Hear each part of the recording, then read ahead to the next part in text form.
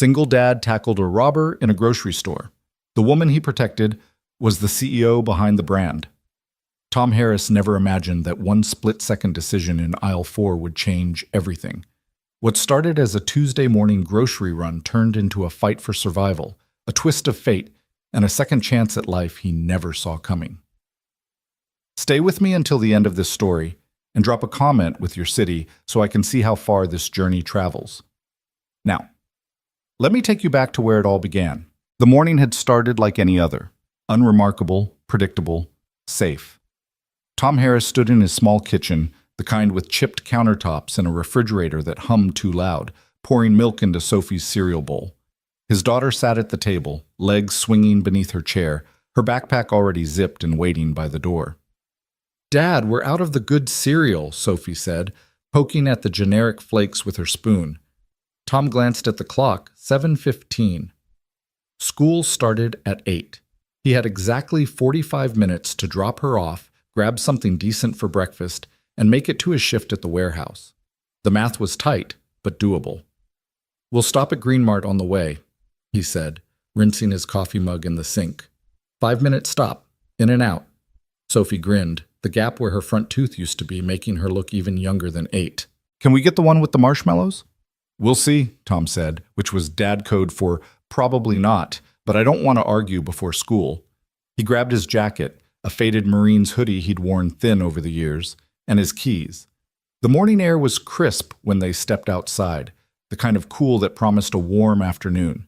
The neighborhood was quiet, rows of modest homes with chain-link fences and cars that had seen better days. It wasn't much, but it was theirs. Sophie climbed into the back seat of his old Chevy pickup, buckling herself in without being asked. Tom caught her eye in the rearview mirror and felt that familiar tug in his chest, the one that reminded him he was doing this alone, and that every decision mattered twice as much because of it. "You excited about the field trip on Friday?" he asked, pulling onto the main road. "Yeah, we're going to the Science Museum. Mrs. Patterson said we get to see real dinosaur bones." "That's awesome, kiddo. Are you going to be able to come?" Tom's jaw tightened.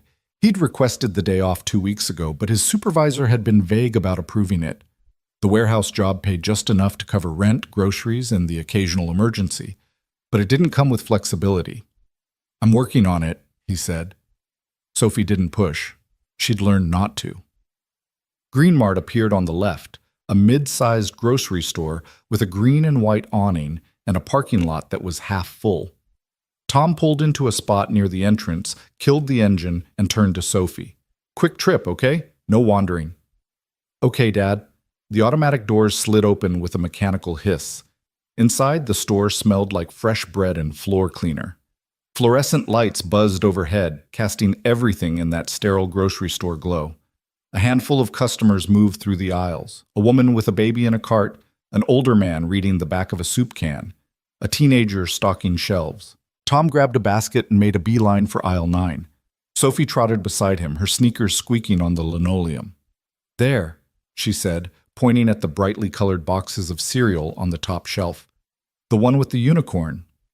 Tom reached up and grabbed it, tossing it into the basket, along with a gallon of milk and a loaf of bread.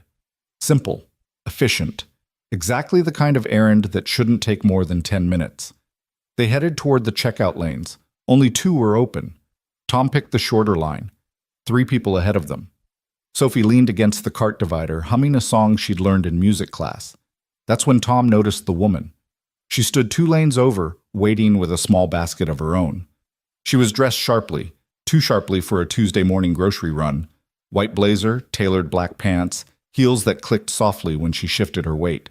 Her dark hair was pulled back in a sleek ponytail, and she carried herself with the kind of confidence that came from years of knowing exactly who she was. Tom didn't think much of it. People dressed however they wanted. Maybe she had a meeting after this. Maybe she just liked looking put together. It wasn't his business. The line moved. Tom set the basket on the conveyor belt. The cashier, a young woman with braces and a name tag that read Jenna, started scanning items. "Find everything okay?" Jenna asked, her voice cheerful in that retail-mandated way. "Yeah, thanks," Tom said. Sophie tugged on his sleeve. "Dad, can I get gum?" "Not today, Soph. But not today. She huffed, but didn't argue further.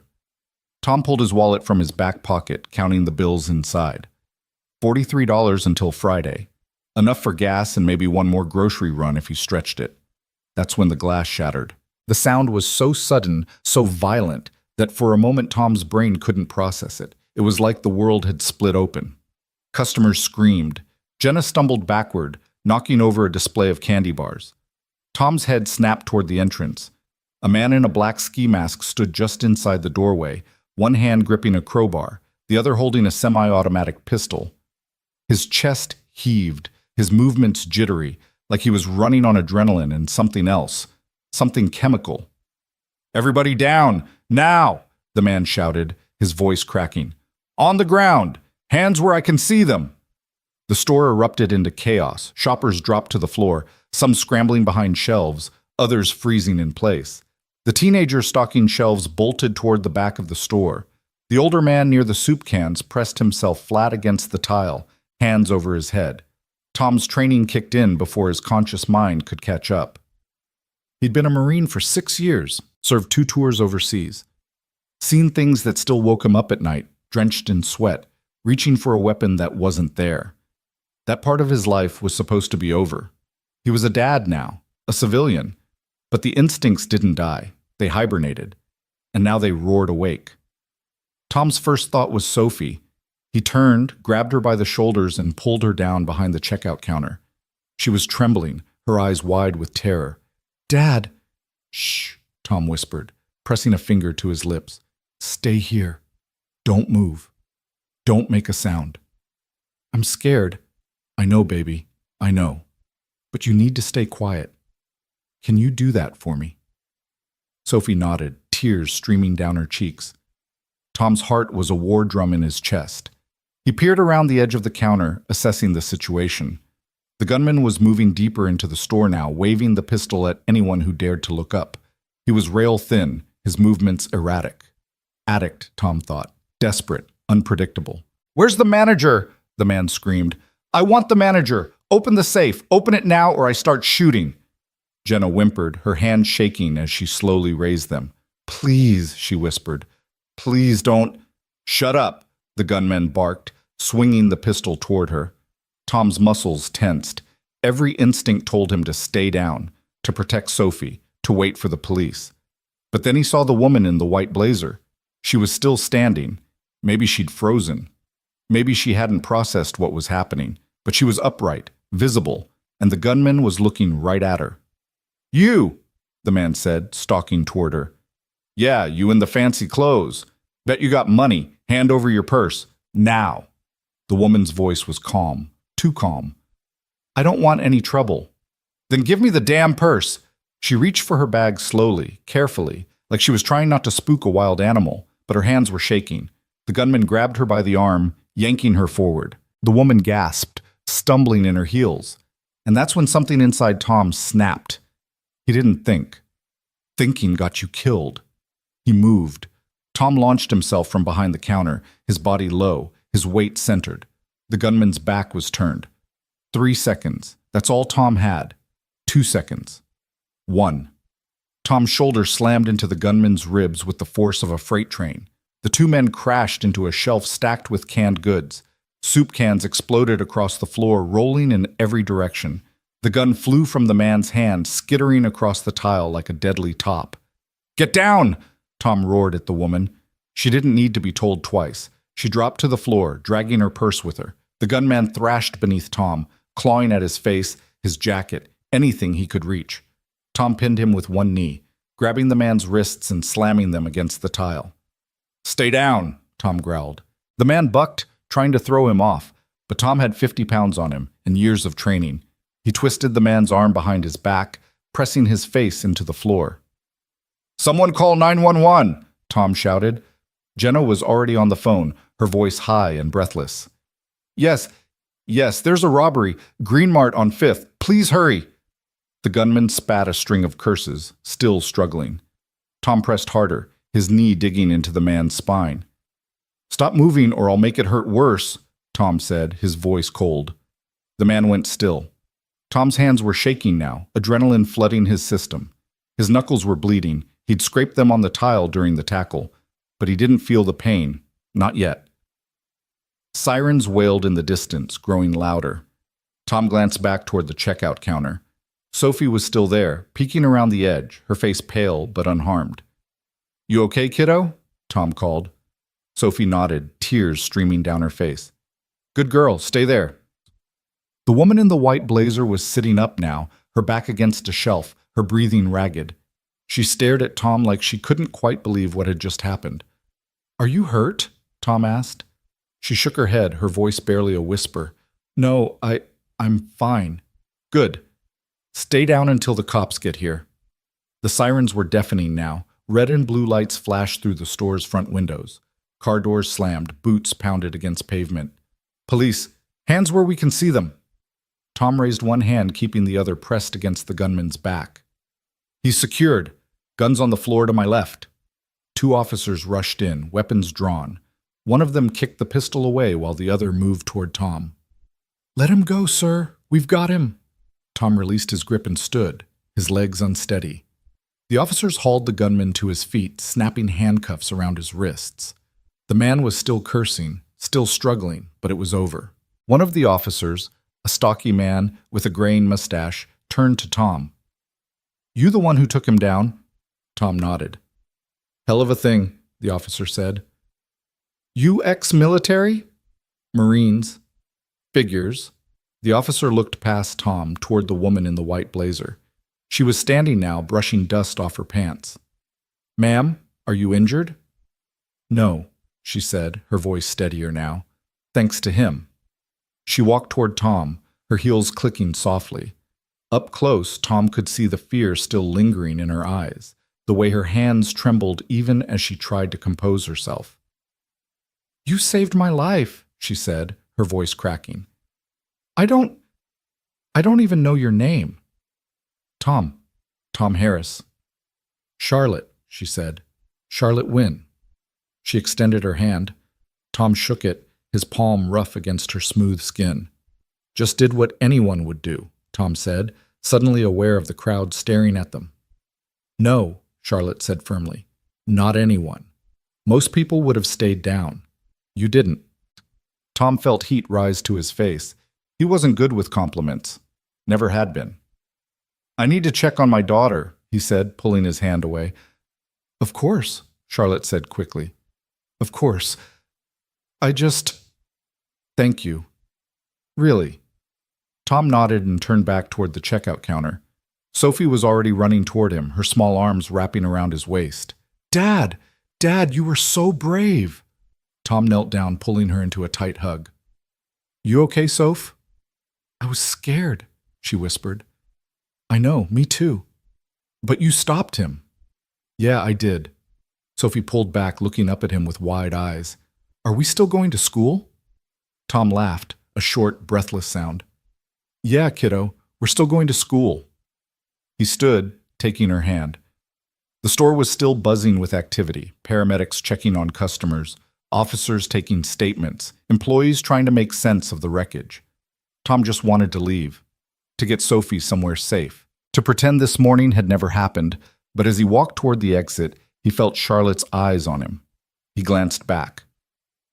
She was standing near the shattered entrance, talking to one of the officers, but her gaze was fixed on Tom.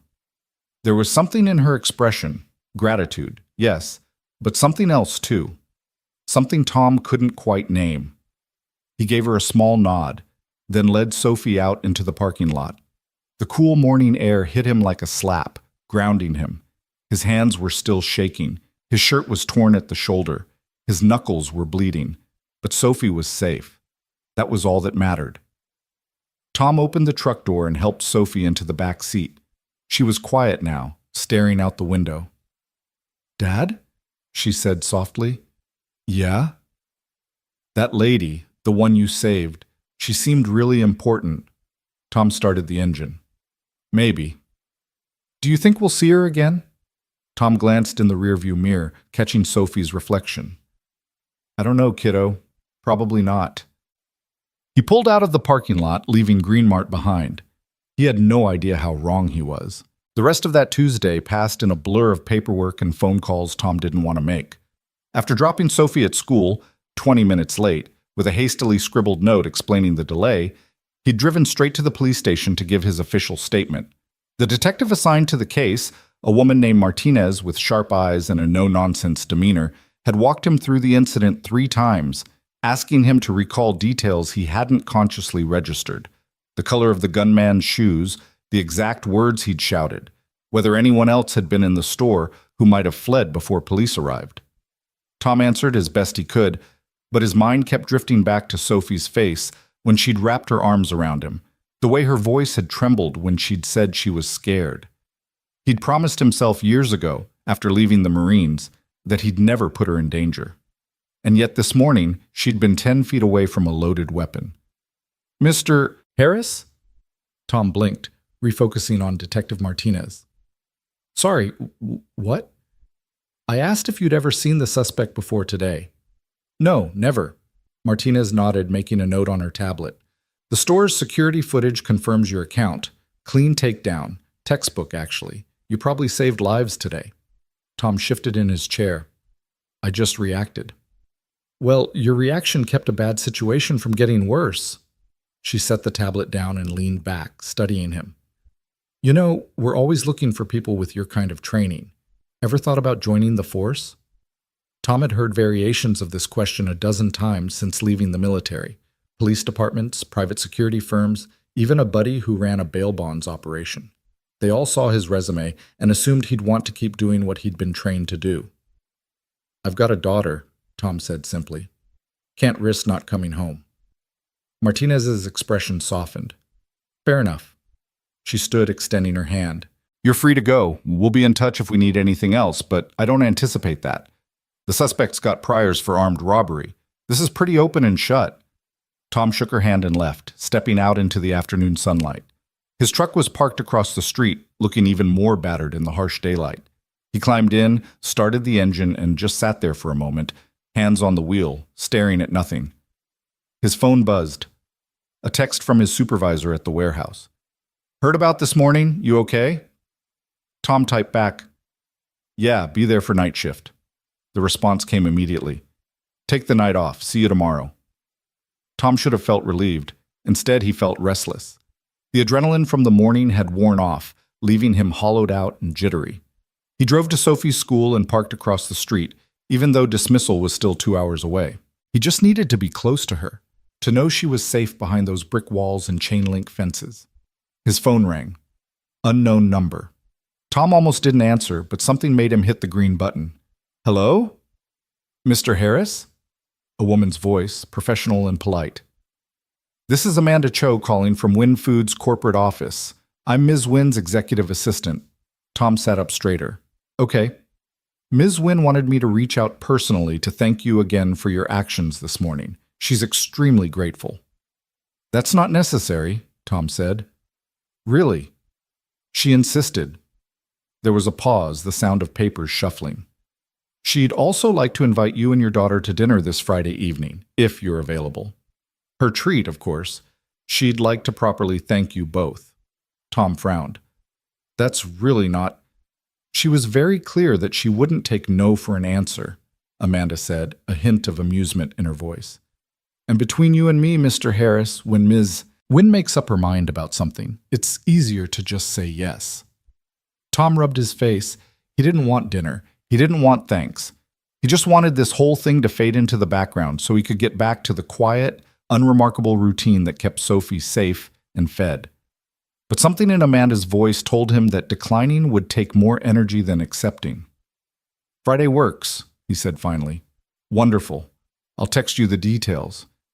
And Mr. Harris, thank you. What you did today, it matters more than you know." The call ended. Tom stared at his phone, wondering what he'd just agreed to. Friday arrived faster than Tom would have liked. He'd spent the intervening days trying to act normal, making Sophie's lunch, working his shifts at the warehouse, helping her with homework at the kitchen table, but the incident at Green Mart kept creeping back into his thoughts. He'd wake up at 3 in the morning, heart pounding, replaying the moment the gun had skittered across the tile. What if it had gone off? What if the gunmen had been faster, stronger, more desperate? "Dad, you're doing it again," Sophie said from across the table. Tom looked up from the math worksheet they were reviewing. "Doing what?" "Staring at nothing. You've been weird all week." "I'm not weird. You are. Ever since the store thing." Tom set down his pencil. Sophie was watching him with those sharp, knowing eyes, the same eyes her mother had. She saw more than most 8-year-olds always had. Growing up without a mom did that to a kid, made them perceptive in ways they shouldn't have to be. "I'm fine, Soph," Tom said. "Just thinking." "About the bad guy?" "A little." Sophie chewed her bottom lip. "Mrs. Patterson says we should talk about scary things when they happen. She says keeping them inside makes them bigger." Tom felt a pang in his chest. When had his daughter gotten so wise? "You're right," he said. We should talk about it. Are you still scared?" Sophie considered this. "Not really. I mean, it was scary when it happened, but you stopped him. So now I just feel, I don't know, kind of proud, I guess." "Proud?" "That you're my dad." She smiled, that gap-toothed grin that could break his heart and put it back together in the same moment. "You're like a superhero." Tom reached across the table and squeezed her hand. "I'm not a superhero, kiddo. I'm just your dad." "Same thing," Sophie said. That night, Tom pulled out the only dress shirt he owned, a blue button-down he'd bought for a cousin's wedding 3 years ago, and tried to remember the last time he'd been to a nice restaurant. Sophie wore her Sunday dress, the yellow one with the white flowers, and insisted on wearing her light-up sneakers even though Tom suggested her nicer shoes. "Miss Wynne won't care about my shoes," Sophie said confidently. "You don't even know Ms. Wynne." "Yeah, but she's nice. I can tell." Tom didn't argue. They climbed into the truck and headed downtown, following the GPS directions Amanda had texted him. The restaurant was called Artisan, one of those places with a name that didn't explain what kind of food they served, and prices that probably didn't appear on the menu. Tom pulled up to the valet stand and hesitated. "You need valet parking, sir?" a young man in a black vest asked, approaching the driver's side window. Tom glanced at his truck. The dented bumper, the rust spot on the door, the check engine light that had been on for 6 months. Yeah, thanks." He helped Sophie out and handed the keys to the valet, who gave the truck a polite smile that didn't quite hide his surprise. Tom straightened his shirt, took Sophie's hand, and walked through the glass doors into a world that felt nothing like his own. The interior was all dark wood and soft lighting, with tables spaced far enough apart that conversations remained private. A piano played somewhere in the background, the melody smooth and unobtrusive. Well-dressed couples sipped wine and murmured over plates of food Tom couldn't identify. A hostess approached, clipboard in hand. "Good evening. Do you have a reservation?" "Harris, we're meeting Charlotte Wynne." The hostess's professional smile brightened. "Of course, Ms. Wynne is already here. Right this way." She led them through the dining room to a corner booth near the windows. Charlotte stood as they approached, and Tom felt that same jolt of recognition from the grocery store, the put-together elegance, the sharp intelligence in her eyes. But tonight, she looked different, softer somehow. She wore a simple black dress instead of her usual business attire, and her hair fell loose around her shoulders. "Tom," she said warmly, extending her hand. "Thank you so much for coming." "Thanks for inviting us," Tom said, shaking her hand. He gestured to Sophie. "This is my daughter, Sophie." Charlotte knelt down to Sophie's level, her smile genuine. "Hi, Sophie. I've heard you were very brave on Tuesday." Sophie tucked herself against Tom's side, suddenly shy. "I just did what Dad said." "That's still brave," Charlotte said. She straightened and gestured to the booth. "Please sit. Order anything you want. Tonight's on me." They slid into the booth, Tom positioning himself so Sophie was between him and the window. A waiter appeared immediately, reciting specials Tom barely understood, words like reduction and aioli and sous vide. Tom glanced at Sophie, who looked equally lost. "The chicken parmesan is excellent," Charlotte offered. "Very kid-friendly." Sophie perked up. "I like chicken." "Then that's what you should get," Charlotte said. Tom ordered the same, not trusting himself to pronounce half the items on the menu. Charlotte ordered something with lamb and rosemary, along with a bottle of wine for herself and sparkling water for the table. When the waiter left, an awkward silence settled over the table. Tom wasn't good at small talk, never had been. Charlotte seemed to sense this and jumped in. "So, Sophie," she said, "what grade are you in?" "Third," Sophie said, gaining confidence. "I'm 8. "Third grade. That's a good year. What's your favorite subject?" "Science. We're learning about the solar system." "That's wonderful. Do you have a favorite planet?" "Saturn. Because of the rings." Charlotte smiled. "Saturn's a great choice. When I was your age, I loved Jupiter because of the great red spot. It seems so mysterious." Sophie's eyes widened. "Do you like space?" "I do. I actually wanted to be an astronaut when I was younger." "Really? What happened?" Charlotte laughed. "I discovered I got motion sickness very easily. Turns out that's not ideal for space travel." Sophie giggled, and Tom felt something in his chest loosen.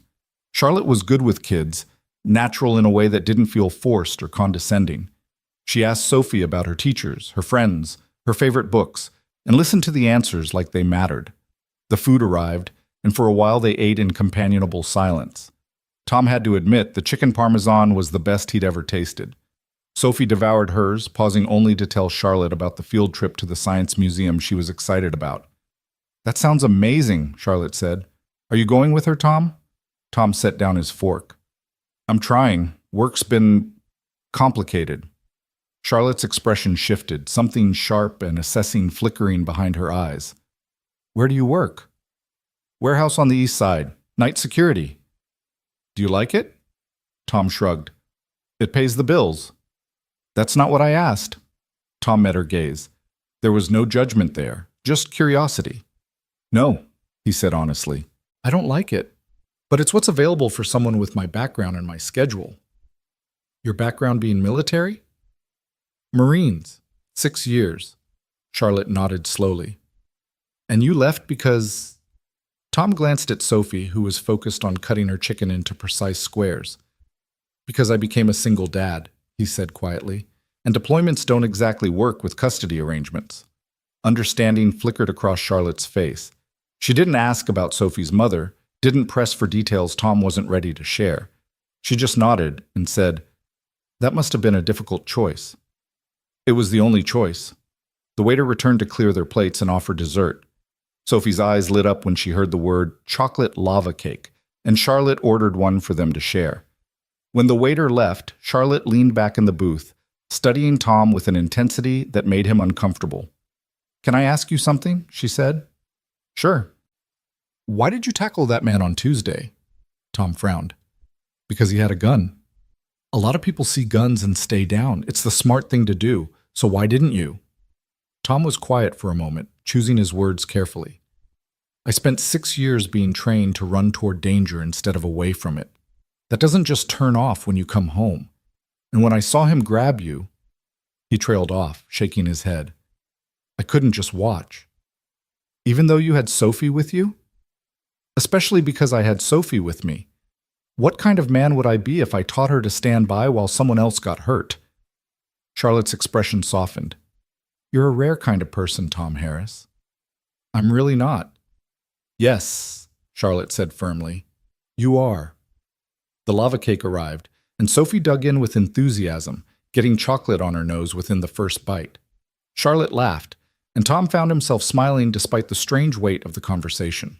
"I want to tell you something," Charlotte said, her tone shifting to something more serious, "about who I am." Tom wiped Sophie's face with a napkin. "You already told me, Charlotte Wynn." "I did, but I didn't tell you what that means." She paused, as if gathering her thoughts. "Wynn Foods is the parent company of Green Mart and about 40 other grocery chains across the country. I inherited the business from my father 5 years ago." Tom's hand stilled. "You own Green Mart?" "I own the company that owns Green Mart, yes." Tom sat back, processing this. "So when that guy tried to rob your store—" "He had no idea who I was. I was just another customer to him. But the truth is I'd stopped by that morning to do a random inspection. It's something I do a few times a month, show up unannounced, walk the aisles, talk to employees. I like to see my stores the way customers see them." "That's why you were dressed so nice. For the inspection." "Exactly." Charlotte picked up her water glass, turning it slowly in her hands. I've been thinking about Tuesday all week, Tom, about what could have happened if you hadn't been there. That man was high on something. The police confirmed it. He was unstable, unpredictable. And I was the most visible target in that store. You don't have to thank me again, Tom said. Really?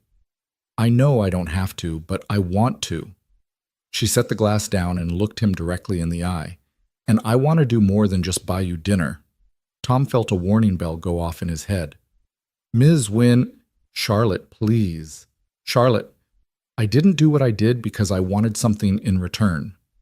I know that. But the fact that you don't want anything makes me want to give you something even more. She leaned forward. When was the last time you applied for a job that actually interested you? Tom blinked at the sudden shift in conversation. I don't know. A while. When? Before Sophie was born, probably. Why? Because I looked you up, Tom. After Tuesday, I asked my assistant to pull whatever she could find. Honorable discharge from the Marines, commendations for leadership, advanced training in security operations. You're overqualified for night shifts at a warehouse. Tom's jaw tightened. I appreciate the research, but I'm not trying to offend you.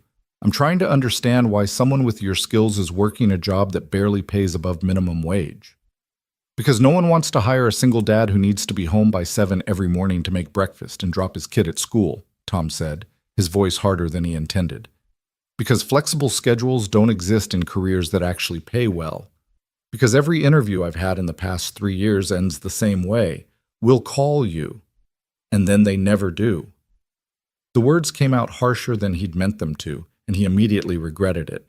This woman had invited them to a nice dinner, and here he was unloading his frustrations like she was his therapist. But Charlotte didn't flinch. If anything, she looked more determined.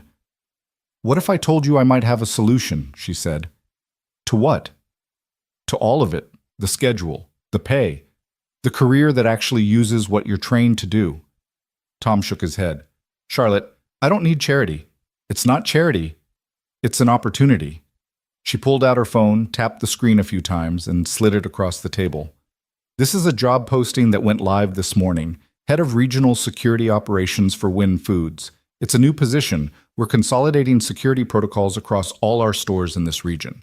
The job involves site assessments, staff training, emergency response planning. Basically, exactly what you did on Tuesday, but formalized and paid properly. Tom glanced at the phone, then back at Charlotte. You can't just offer me a job. Why not? Because I tackled a guy in your store. That doesn't qualify me to run security for an entire region. Your military record qualifies you. Your instincts qualify you. The fact that you kept your head in a crisis and neutralized a threat without anyone getting hurt qualifies you. Charlotte's voice was steady, brooking no argument. I need someone I can trust in this role, Tom. Someone who doesn't just see it as a paycheck. And after Tuesday, I know you're that person. Tom looked down at Sophie, who had chocolate smeared on her cheek and was watching the conversation with wide, curious eyes. What's the catch? He asked quietly. No catch. The position comes with full benefits, health, dental, vision, 401k matching. The salary is competitive and the hours are flexible. You'd work primarily during school hours with the occasional evening meeting, but nothing that would prevent you from being home for Sophie. It sounded too good to be true, which meant it probably was. I need to think about it, Tom said. Charlotte nodded. Of course. Think about it over the weekend. But Tom, I want you to really consider this, not as a favor, not as charity, but as a legitimate opportunity that you've earned. The waiter brought the check, which Charlotte signed without even glancing at the total. They walked out together, the cool evening air a relief after the warmth of the restaurant. The valet brought Tom's truck around and Charlotte walked them to it. Thank you for coming tonight, she said. Both of you. Sophie, emboldened by chocolate cake and good conversation, stepped forward and hugged Charlotte around the waist. Charlotte looked surprised for a moment, then wrapped her arms around the little girl, her expression softening in a way Tom hadn't seen before. Thank you for the cake, Sophie said, pulling back. You're very welcome. They climbed into the truck and Tom started the engine. Charlotte knocked on his window. He rolled it down. Think about it, she said again. Please. Tom nodded. I will. He pulled away from the curb, glancing in the rearview mirror. Charlotte stood on the sidewalk, watching them go, her figure growing smaller as they turned the corner. "Dad?" Sophie said. "Yeah? Are you going to take the job?" "I don't know, kiddo." "I think you should." "Why's that?" "Because you always tell me to try new things, even when they're scary." Tom smiled despite himself. "When did you get so smart?" "I've always been smart. You just don't always listen." That weekend, Tom barely slept. He pulled up the job posting Charlotte had shown him and read it a dozen times. The requirements matched his background almost perfectly. The salary was double what he made at the warehouse, enough to finally fix the truck, to put money into savings, to maybe even think about moving to a better neighborhood. The benefits alone were worth more than he'd seen in years. But doubt gnawed at him. What if he wasn't good enough? What if Charlotte was only offering because she felt obligated? What if he took the job and failed and ended up worse off than before? Monday morning, he dropped Sophie at school and drove to the warehouse to give his 2 weeks' notice. His supervisor, a gruff man named Dale, who'd always been fair if not particularly friendly, took the news with a shrug. "Can't say I'm surprised," Dale said. "You were always overqualified for this gig. Where you headed?" "Corporate security job," Tom said. "Better hours." "Good for you, man. Good luck." Tom left feeling lighter and more terrified than he had in years. That afternoon, he called the number Amanda had given him. "Win Foods, Amanda Cho speaking." "Hi, Amanda. This is Tom Harris." "Tom, how are you?" "I'm good. Listen, I've been thinking about the position Charlotte mentioned. Is the offer still open?" There was a pause, then Amanda's voice came back bright with enthusiasm. "Absolutely. When can you come in for an interview?" "An interview?" Tom frowned. "I thought, Ms. Wynn insists on doing this properly. She doesn't want you to feel like you're being handed anything. She wants you to earn it, same as anyone else would." Tom felt a surge of respect for Charlotte. She wasn't offering charity. She was offering a real chance. "I can do tomorrow," he said. "Late morning?" "Perfect. I'll send you the address. And Tom, don't be nervous. You've got this." Tuesday morning, Tom put on his blue dress shirt for the second time in a week and drove downtown to the Wynn Foods corporate office. The building was sleek and modern, all glass and steel, rising 15 stories above the street. Tom parked in the visitor lot and took the elevator to the 10th floor, where Amanda greeted him with a warm smile. "Right this way, Tom. Ms. Wynn is expecting you." She led him down a hallway lined with photos of grocery stores, farms, and smiling employees. At the end of the hall was a corner office with floor-to-ceiling windows overlooking the city. Charlotte stood behind her desk, talking on the phone. She gestured for Tom to enter, holding up one finger to indicate she'd be just a moment. Tom stepped inside, taking in the space. It was professional but not cold. Bookshelves lined one wall, filled with business texts and what looked like family photos. A small sitting area near the windows held 2 chairs and a coffee table. Charlotte ended her call and came around the desk, extending her hand. "Tom, thank you for coming." "Thanks for seeing me." They shook hands and Charlotte gestured to the sitting area. "Let's sit here. This doesn't need to be a formal interrogation." Tom sat, and Charlotte took the chair across from him. She had a folder in her lap, his resume, he realized, along with what looked like his military records. "I've reviewed your background," Charlotte began. "It's impressive. 6 years active duty, 2 tours overseas, training in tactical operations, leadership roles. Why did you leave?" Tom had expected this question. "I became a single father. The military and custody don't mix well." "Sophie's mother?" "Died when Sophie was 2, car accident." Charlotte's expression shifted, sympathy flickering across her face. "I'm so sorry." Tom nodded, the old grief surfacing briefly before he pushed it back down. "It's been 6 years. We're doing okay." "I can see that. Sophie's a wonderful kid." "She is." Charlotte consulted her notes. "Since leaving the military, you've worked primarily in warehouses and overnight security positions, mostly minimum wage or slightly above. Why haven't you pursued security management roles?" "Because they require availability that I don't have. Night shifts, weekends, on-call hours.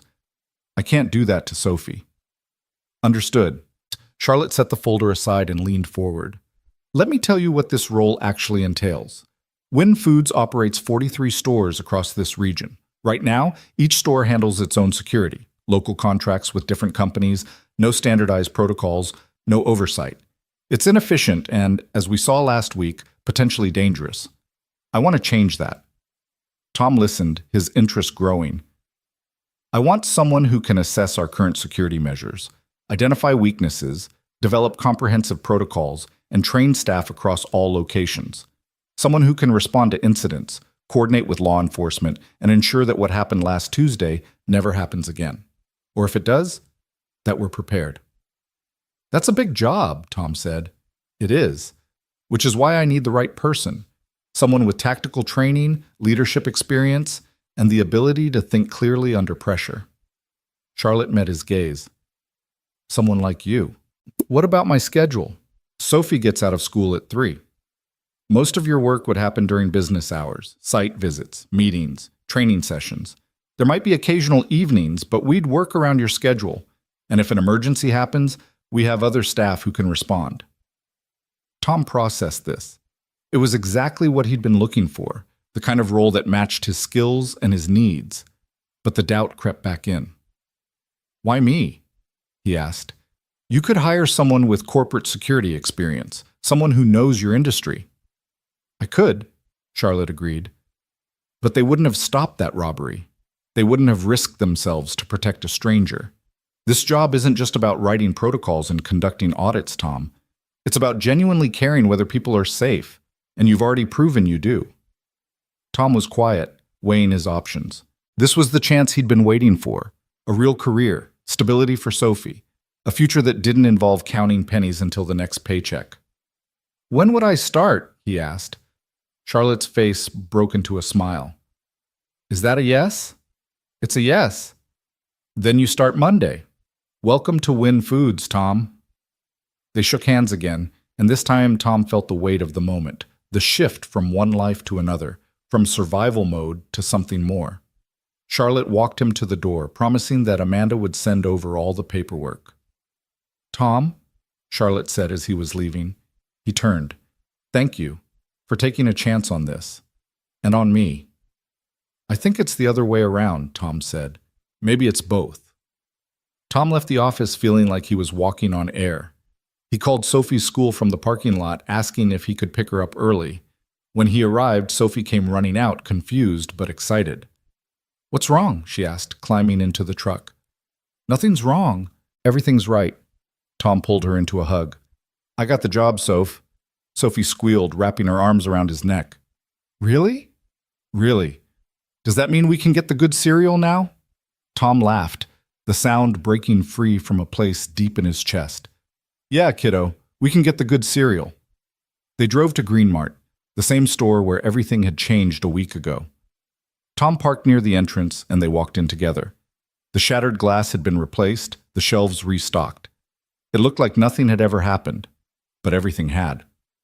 Tom grabbed a cart and let Sophie pick whatever cereal she wanted.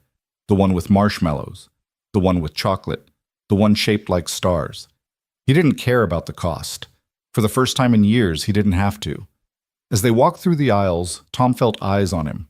A few employees whispered, nodding in his direction. One of them, the cashier, Jenna, from that morning, waved shyly. You're a hero, Sophie said, noticing the attention. I'm not a hero. I'm just your dad. Same thing, Sophie said again, grinning. They checked out, and as Tom loaded the bags into the truck, his phone buzzed. A text from Charlotte.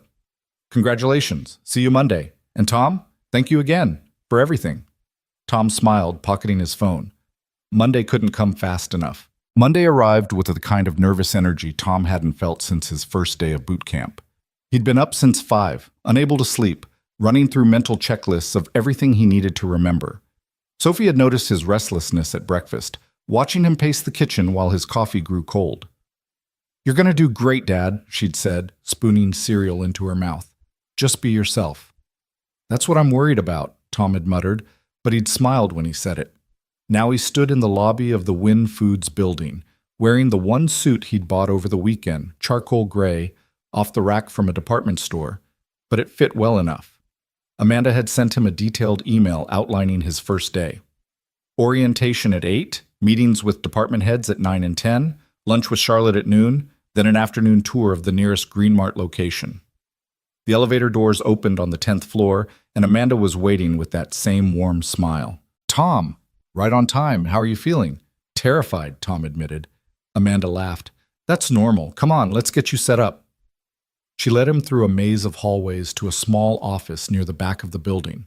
It wasn't large, just enough room for a desk, 2 chairs, and a filing cabinet, but it had a window that looked out over the parking lot, and there was a photo frame on the desk waiting to be filled. "This is yours," Amanda said. "Computer's already set up with your login credentials.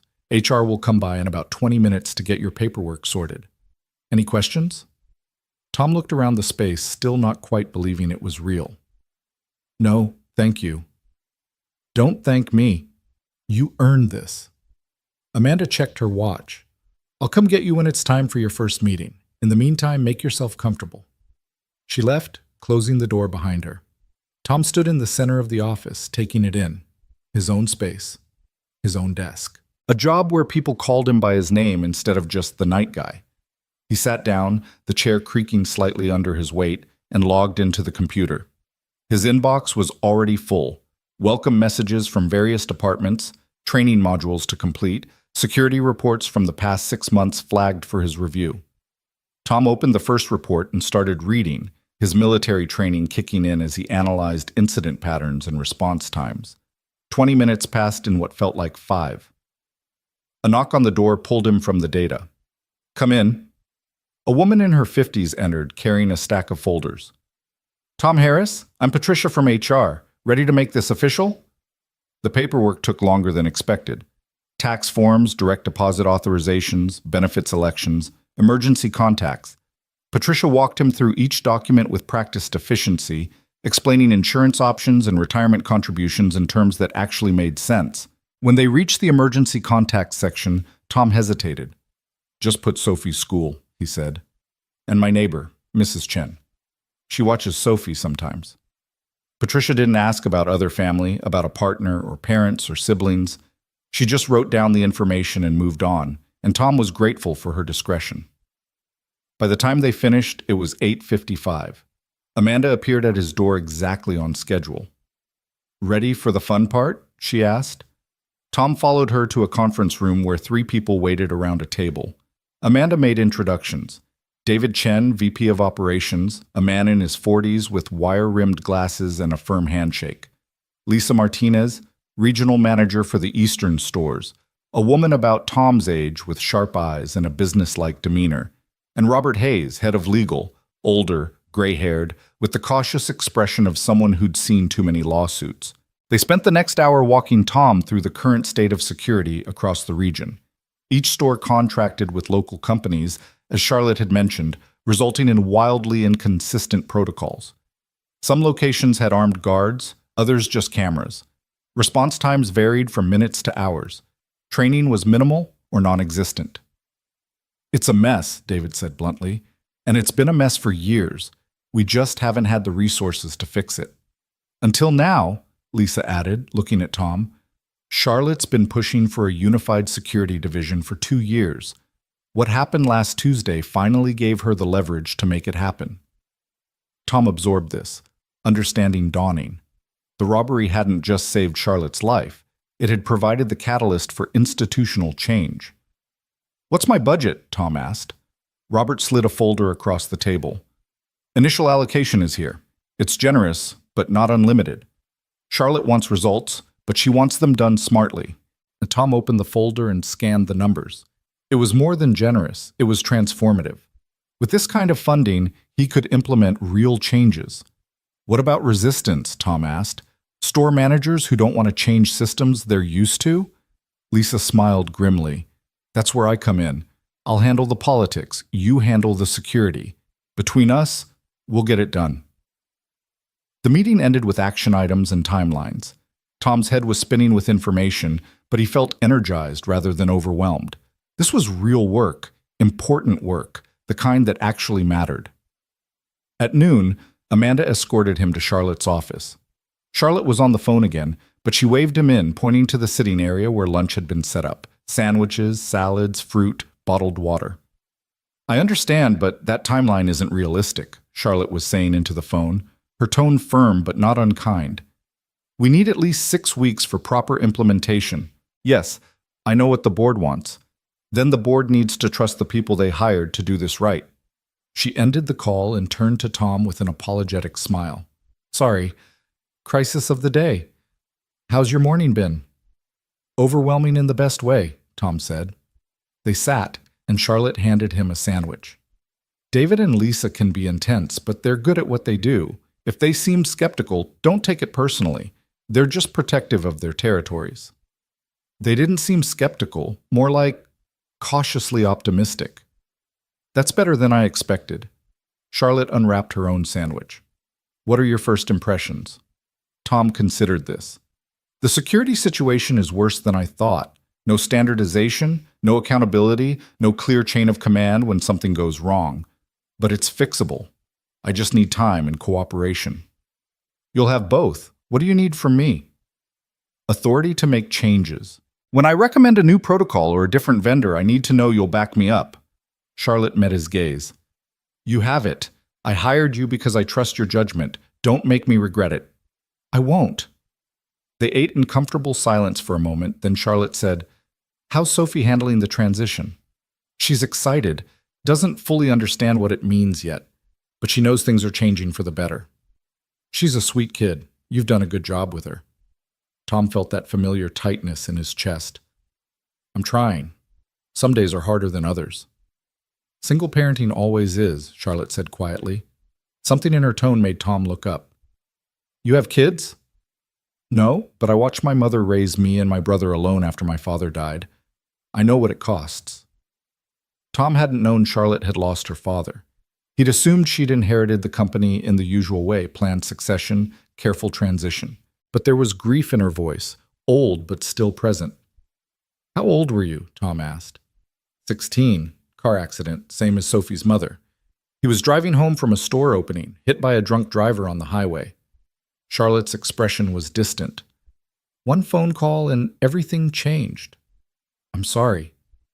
It was a long time ago, but it shaped who I became, made me understand that every employee in this company has a life outside these walls. Families depending on them, kids who need them to come home safe. She looked at Tom. That's why this security position matters so much to me. It's not just about protecting assets or minimizing liability. It's about making sure people like you, like my father, get to go home at the end of the day. Tom understood then why Charlotte had been so insistent about hiring him. This wasn't about gratitude or obligation. It was personal. I'll do everything I can to make that happen, Tom said. I know you will. They finished lunch, and Charlotte walked him down to the parking lot where Lisa was waiting to drive him to the first store tour. The afternoon passed in a blur of locations and introductions. Lisa took him to 3 different Green Mart stores, each with its own quirks and challenges. At the first, the security cameras hadn't worked in 6 months. At the second, the contracted guard spent most of his shift on his phone. At the third, there were no panic buttons for employees, no emergency protocols, no clear evacuation routes. Tom took notes on everything, his mind already formulating solutions.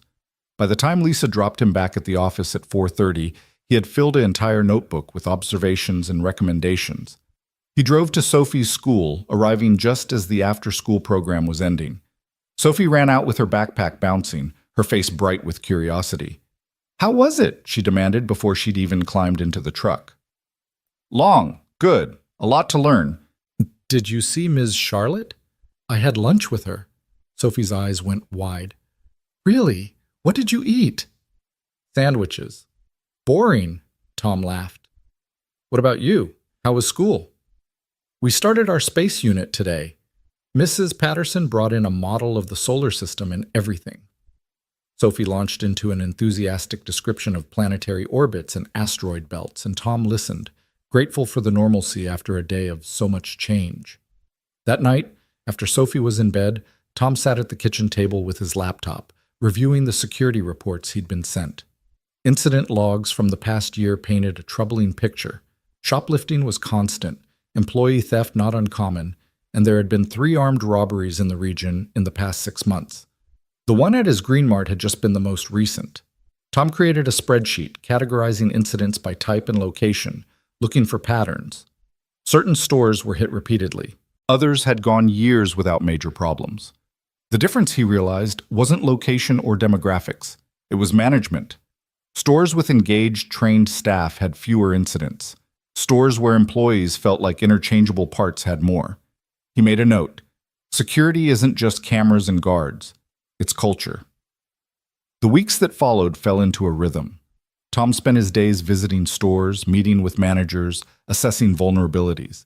He developed checklists and protocols, wrote training manuals in clear, practical language, and began vetting security companies for a new regional contract. He worked closely with Lisa, who proved to be as competent as she was demanding, and with David, who had an encyclopedic knowledge of operations logistics. Charlotte checked in regularly, sometimes in scheduled meetings, sometimes in quick emails, occasionally in person when she was visiting stores. She never micromanaged, but she was always aware of his progress, offering support when he needed it, and space when he didn't. Sophie adjusted to their new routine with the resilience of children. She liked that Tom was home for dinner every night now, that he could help with homework without fighting exhaustion, that weekends felt less like survival and more like actual family time. They went to the Science Museum for her field trip, and Tom was there in the front row, taking pictures while Sophie explained the difference between asteroids and comets to anyone who would listen.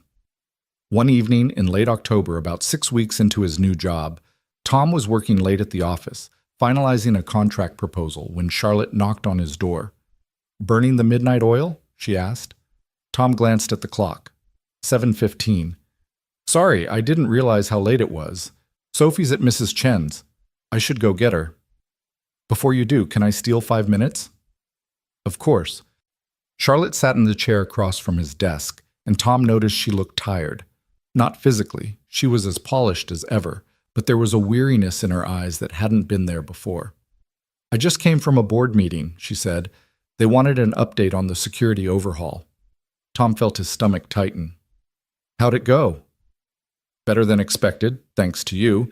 Your incident reports show a 20% reduction in theft across the region since you implemented the new protocols. Response times are down. Employee satisfaction is up. Apparently, people feel safer at work when they know someone actually cares about their safety." Tom relaxed slightly. "That's good. It's better than good. It's exactly what I needed to justify the budget expansion." Charlotte leaned forward.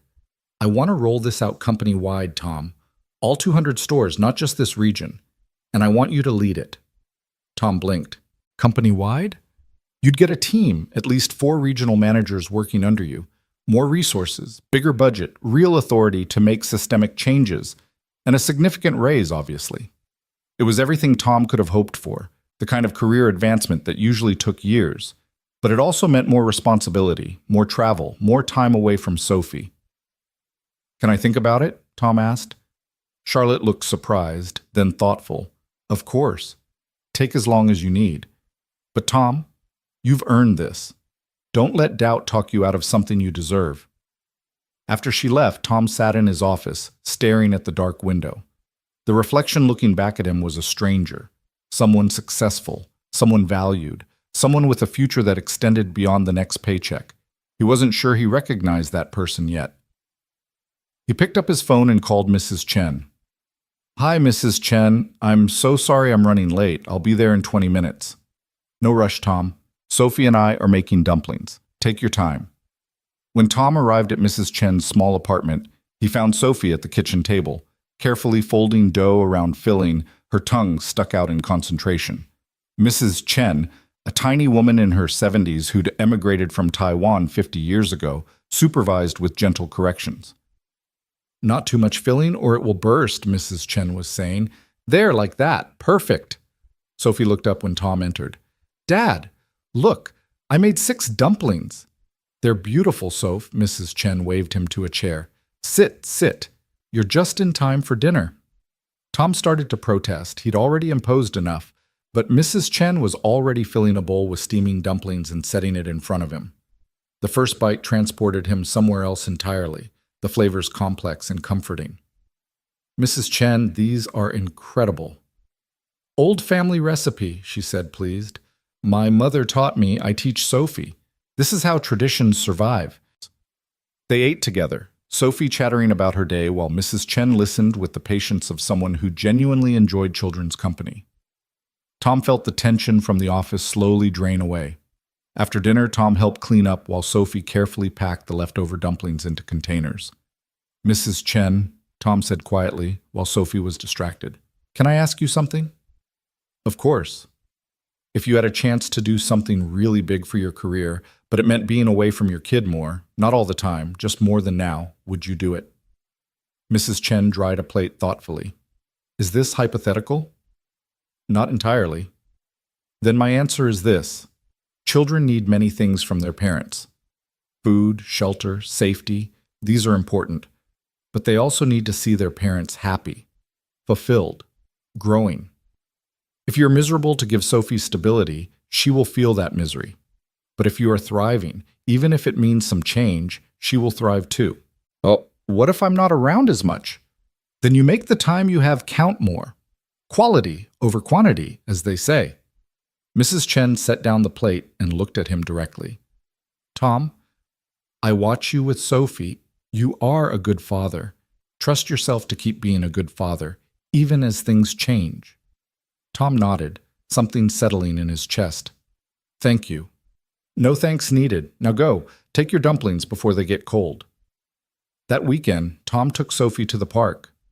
Their park, the one they'd been going to since she was 3. They walked the familiar paths, fed the ducks at the pond, shared a pretzel from the cart near the playground.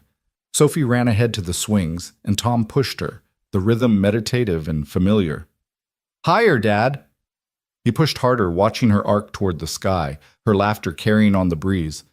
Sophie, he called, can I ask you something? What? She shouted back, wind in her hair. How would you feel if my job changed, if I had to travel sometime, stay overnight in other cities? Sophie dragged her feet to slow the swing, then turned to look at him. How much?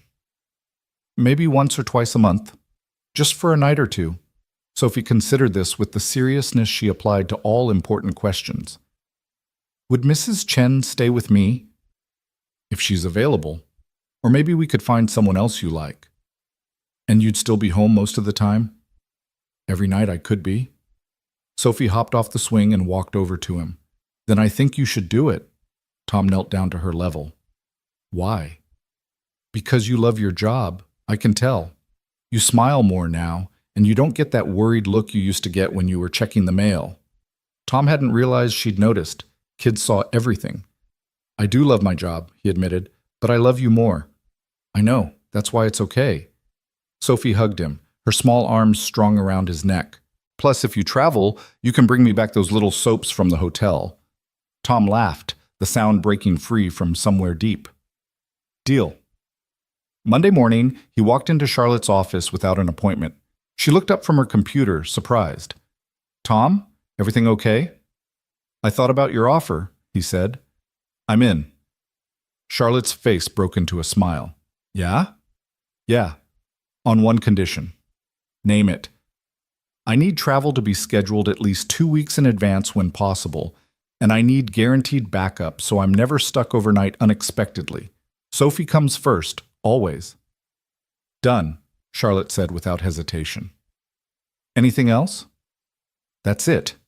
Charlotte stood and extended her hand. Then welcome to the executive team, Tom. Let's change the whole damn company. They shook on it, and Tom felt the weight of the moment. Another shift. Another leap into something unknown but promising. The announcement went out that afternoon.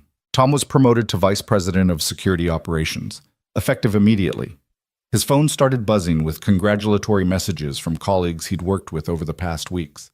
David sent a brief but warm email. Lisa called him directly. About damn time, she said.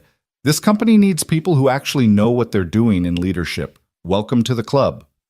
But the message that meant the most came from Amanda. Charlotte told me the news. She made the right choice. Congratulations, Tom. Your daughter must be so proud. That evening, Tom picked up Sophie from school and drove her straight to the ice cream shop, the fancy one downtown that served sundaes in bowls the size of her head.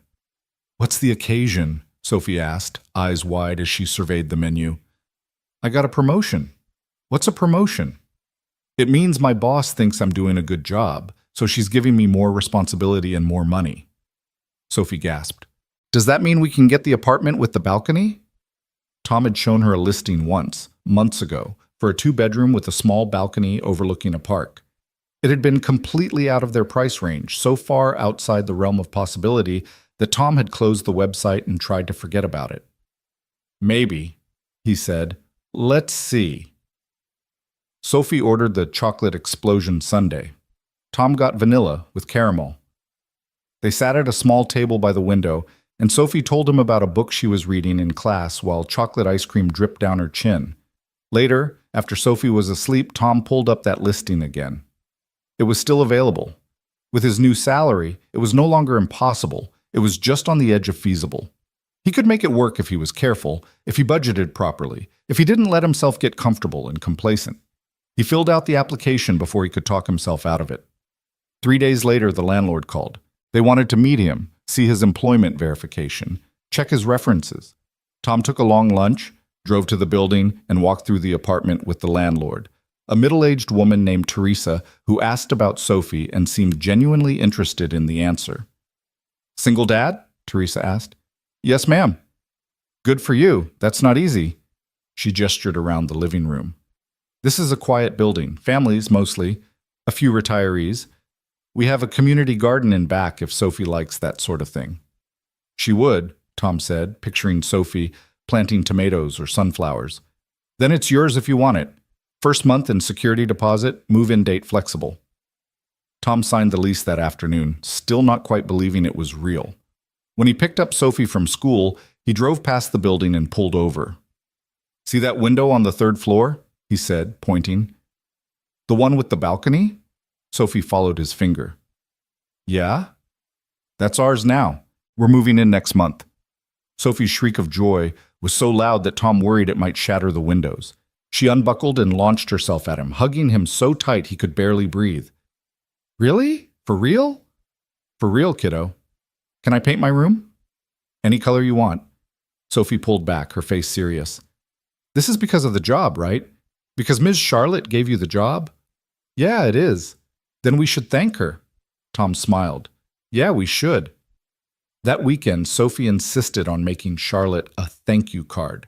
She spent hours at the kitchen table, drawing pictures of grocery stores and stick figures and stars, writing thank you for helping my dad in careful, uneven letters.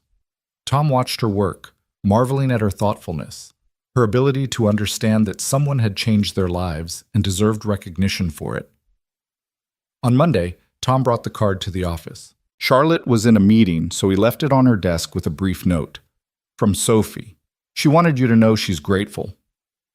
An hour later, Charlotte appeared at his office door, the card in her hand, her eyes suspiciously bright. This is the sweetest thing anyone's ever given me, she said. She worked hard on it. I can tell. Charlotte studied the drawing. Sophie had drawn 3 figures, one tall and one small, holding hands, and one standing nearby with a smile. Is this me? She's got you smiling. Apparently that's your defining characteristic. But throughout the day, he found himself thinking about that moment of vulnerability, the way Charlotte had held Sophie's card like it was something precious. She was lonely, he realized. Successful, powerful, respected, but lonely. And maybe, just maybe, she'd hired him for reasons that went beyond security protocols and corporate strategy. Maybe she'd seen in him and Sophie something she was missing in her own life. Tom filed that observation away, not sure what to do with it, but knowing it mattered. The weeks blurred together in a haze of productivity. Tom assembled his team, 4 strong regional managers including Lisa, who accepted the promotion with characteristic efficiency. They divided the country into territories, developed training schedules, and began the slow process of transforming 200 independent stores into a unified, secure operation. It was exhausting and exhilarating in equal measure. Tom traveled to Seattle, to Phoenix, to Boston, staying in hotels that gave him those little soaps Sophie loved, eating meals in airport restaurants, conducting meetings in conference rooms that all looked the same. But every trip ended with him coming home to Sophie, who who would run to him with stories about school and Mrs. Chen and the new apartment they were slowly settling into. The apartment had transformed their lives in ways Tom hadn't anticipated. Having space meant Sophie could have friends over. Having a balcony meant they could eat breakfast outside on sunny mornings. Having a community garden meant Sophie was learning to grow things, coming home with dirt under her fingernails and pride in her voice. They were thriving, and somewhere in the midst of all that change, Tom realized he was too. The anxiety that had dogged him for years, the constant worry about money, about whether he was doing enough, about what would happen if the truck broke down or Sophie got sick or he lost his job, had faded to background noise. He still worried because that's what parents did, but it was manageable now. Contained. Charlotte noticed. She said as much during one of their weekly check-ins in early December. "You look different," she said, studying him across her desk. "Different how?" "Lighter. Like you're not carrying the weight of the world anymore." Tom considered this. "I guess I'm not. Or at least the world feels less heavy." "Good. You deserve that." They talked business for a while, rollout timelines, budget adjustments, a minor incident at a store in Atlanta that Tom had already handled. But as the meeting wound down, Charlotte said, "Are you and Sophie doing anything for Christmas?" Tom shrugged. "Probably just us. We usually keep it low-key." "Would you be interested in not keeping it low-key this year?" Tom looked up, surprised. "What do you mean?" "I host a holiday party every year for the executive team and their families. Nothing fancy, just dinner and games and general festive chaos. I'd like you and Sophie to come." Tom hesitated. Office parties had never been his thing, and dragging Sophie to a work event felt awkward. But something in Charlotte's expression stopped him from declining outright. "Will there be other kids there?" he asked.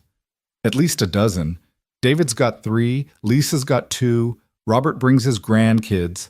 It's actually more of a children's party that adults happen to attend." "Then yeah, we'll come." Charlotte smiled, and Tom noticed how that smile changed her whole face, softening the sharp edges that came with running a corporation. "Good," she said. "I'm glad." The week before Charlotte's holiday party, Tom found himself in an unfamiliar position, shopping for something to wear that wasn't work clothes or his worn Marines hoodie. Sophie had declared his usual wardrobe too boring for a fancy party, and somehow he'd let her drag him to the mall on a Saturday afternoon. "What about this one?" Sophie held up a sweater with a reindeer on it, complete with a blinking red nose. "Absolutely not. But it's festive. It's a nightmare." Tom steered her toward a more reasonable section. "How about something that doesn't require batteries?" They compromised on a dark green sweater that Sophie deemed Christmassy enough, and a new dress for her, red velvet with a white collar that made her look older than 8. Tom paid without wincing at the total, another small miracle of their new life. On the drive home, Sophie was quiet, staring out the window at the holiday lights that had started appearing on houses throughout the neighborhood. "Dad?" she said finally. "Yeah?" "Is Ms. Charlotte married?" The question came out of nowhere, and Tom nearly missed the turn. "What? No. Why?" "Just wondering. She's really pretty and nice. Seems like someone would want to marry her." Tom navigated the truck into their parking space, buying time to formulate an answer. "Being married isn't something everyone wants, Soph, and Ms. Charlotte's probably busy running her company. Too busy for a family? I don't know. That's her business, not ours." Sophie unbuckled her seatbelt but didn't move to get out. "Do you think you'll ever get married again?" Tom's hands tightened on the steering wheel. They'd had versions of this conversation before, usually prompted by something Sophie saw at school, a friend's parent getting remarried, a classmate talking about stepmoms or stepdads. Each time, Tom had deflected gently, not ready to confront the question himself. "Maybe someday," he said carefully. "But right now, I'm pretty happy with how things are. Just you and me." "Me too," Sophie said quickly. "I'm not saying I want you to get married. I was just curious." But Tom caught something in her voice, a wistfulness that made him wonder what she wasn't saying. Did she want a mother figure? Was she lonely for that kind of relationship? Or was this just idle 8-year-old curiosity with no deeper meaning? He filed it away to think about later, when he wasn't so tired. The night of the party, Tom spent 20 minutes trying to tame his hair into something presentable before giving up. Sophie emerged from her room in the red dress, her hair pulled back with clips that Mrs. Chen had helped her arrange that afternoon. "You look beautiful, kiddo," Tom said. "You look handsome," Sophie replied, straightening his collar with the seriousness of a fashion consultant. They drove to Charlotte's house, not an apartment or condo as Tom had vaguely expected, but an actual house in one of the nicer suburbs north of the city. It was large but not ostentatious, a craftsman-style home with a wide porch and warm light spilling from the windows. Cars lined the street, and Tom could hear laughter and music as they approached the front door. Sophie grabbed his hand, suddenly nervous. "There's going to be a lot of people." "You'll be fine. Remember, lots of other kids." Charlotte answered the door herself, wearing a deep blue dress that was elegant without being formal. Her hair was down, softer than the sleek ponytail she wore at the office, and she was smiling in a way Tom had rarely seen, open, relaxed, genuinely happy. "Tom! Sophie! Come in! Come in!" She ushered them inside, taking their coats. "Sophie, that dress is stunning. You're going to make all the other kids jealous." Sophie beamed, her nervousness evaporating. "Thank you, Ms. Charlotte." "Just Charlotte tonight. No Ms. at parties." She turned to Tom. "Drinks are in the kitchen, food's everywhere. Kids are currently engaged in what I believe is an epic snowball fight in the backyard, despite the lack of actual snow. Make yourselves at home." The house was warm and inviting, decorated with tasteful holiday touches. A real tree in the corner, garland along the mantel, candles on every surface. Tom recognized several colleagues mingling in the living room. David was deep in conversation with someone Tom didn't know. Lisa was refereeing what looked like a heated debate between two of her kids about video games. "Dad, can I go outside?" Sophie asked, spotting the children through the back window. "Sure. Stay where I can see you." Sophie took off, and Tom found himself standing awkwardly in the entryway, not quite sure how to navigate a social situation that wasn't about work or parenting. Charlotte appeared at his elbow with a glass of something amber. "You look like you could use this," she said. Tom took it, sniffed it. "Whiskey, good whiskey." "Thanks. Come on, I'll introduce you around. Most people here know who you are, but names help." She guided him through the room, making introductions that Tom immediately forgot, until they reached a corner where a man about Tom's age stood alone, watching the chaos with an amused expression. "Tom, this is my brother Michael. Michael, this is Tom Harris, our new VP of Security." Michael extended his hand, his grip firm. "The grocery store hero. Charlotte's told me all about you." "Has she?" Tom shot Charlotte a look. Charlotte had the grace to look embarrassed. "I may have mentioned you once or twice." "More like a dozen times," Michael said with a grin. "Apparently you're single-handedly transforming corporate security standards across the industry." "I'm just doing my job." "That's what all the good ones say." Michael sipped his drink. "What branch were you?" "Marines. You?" "Army, 2 tours in Afghanistan before I smartened up and became a boring civilian." He gestured around the room. "Charlotte guilt trips me into coming to these things every year. I live in Denver now, only come back for holidays."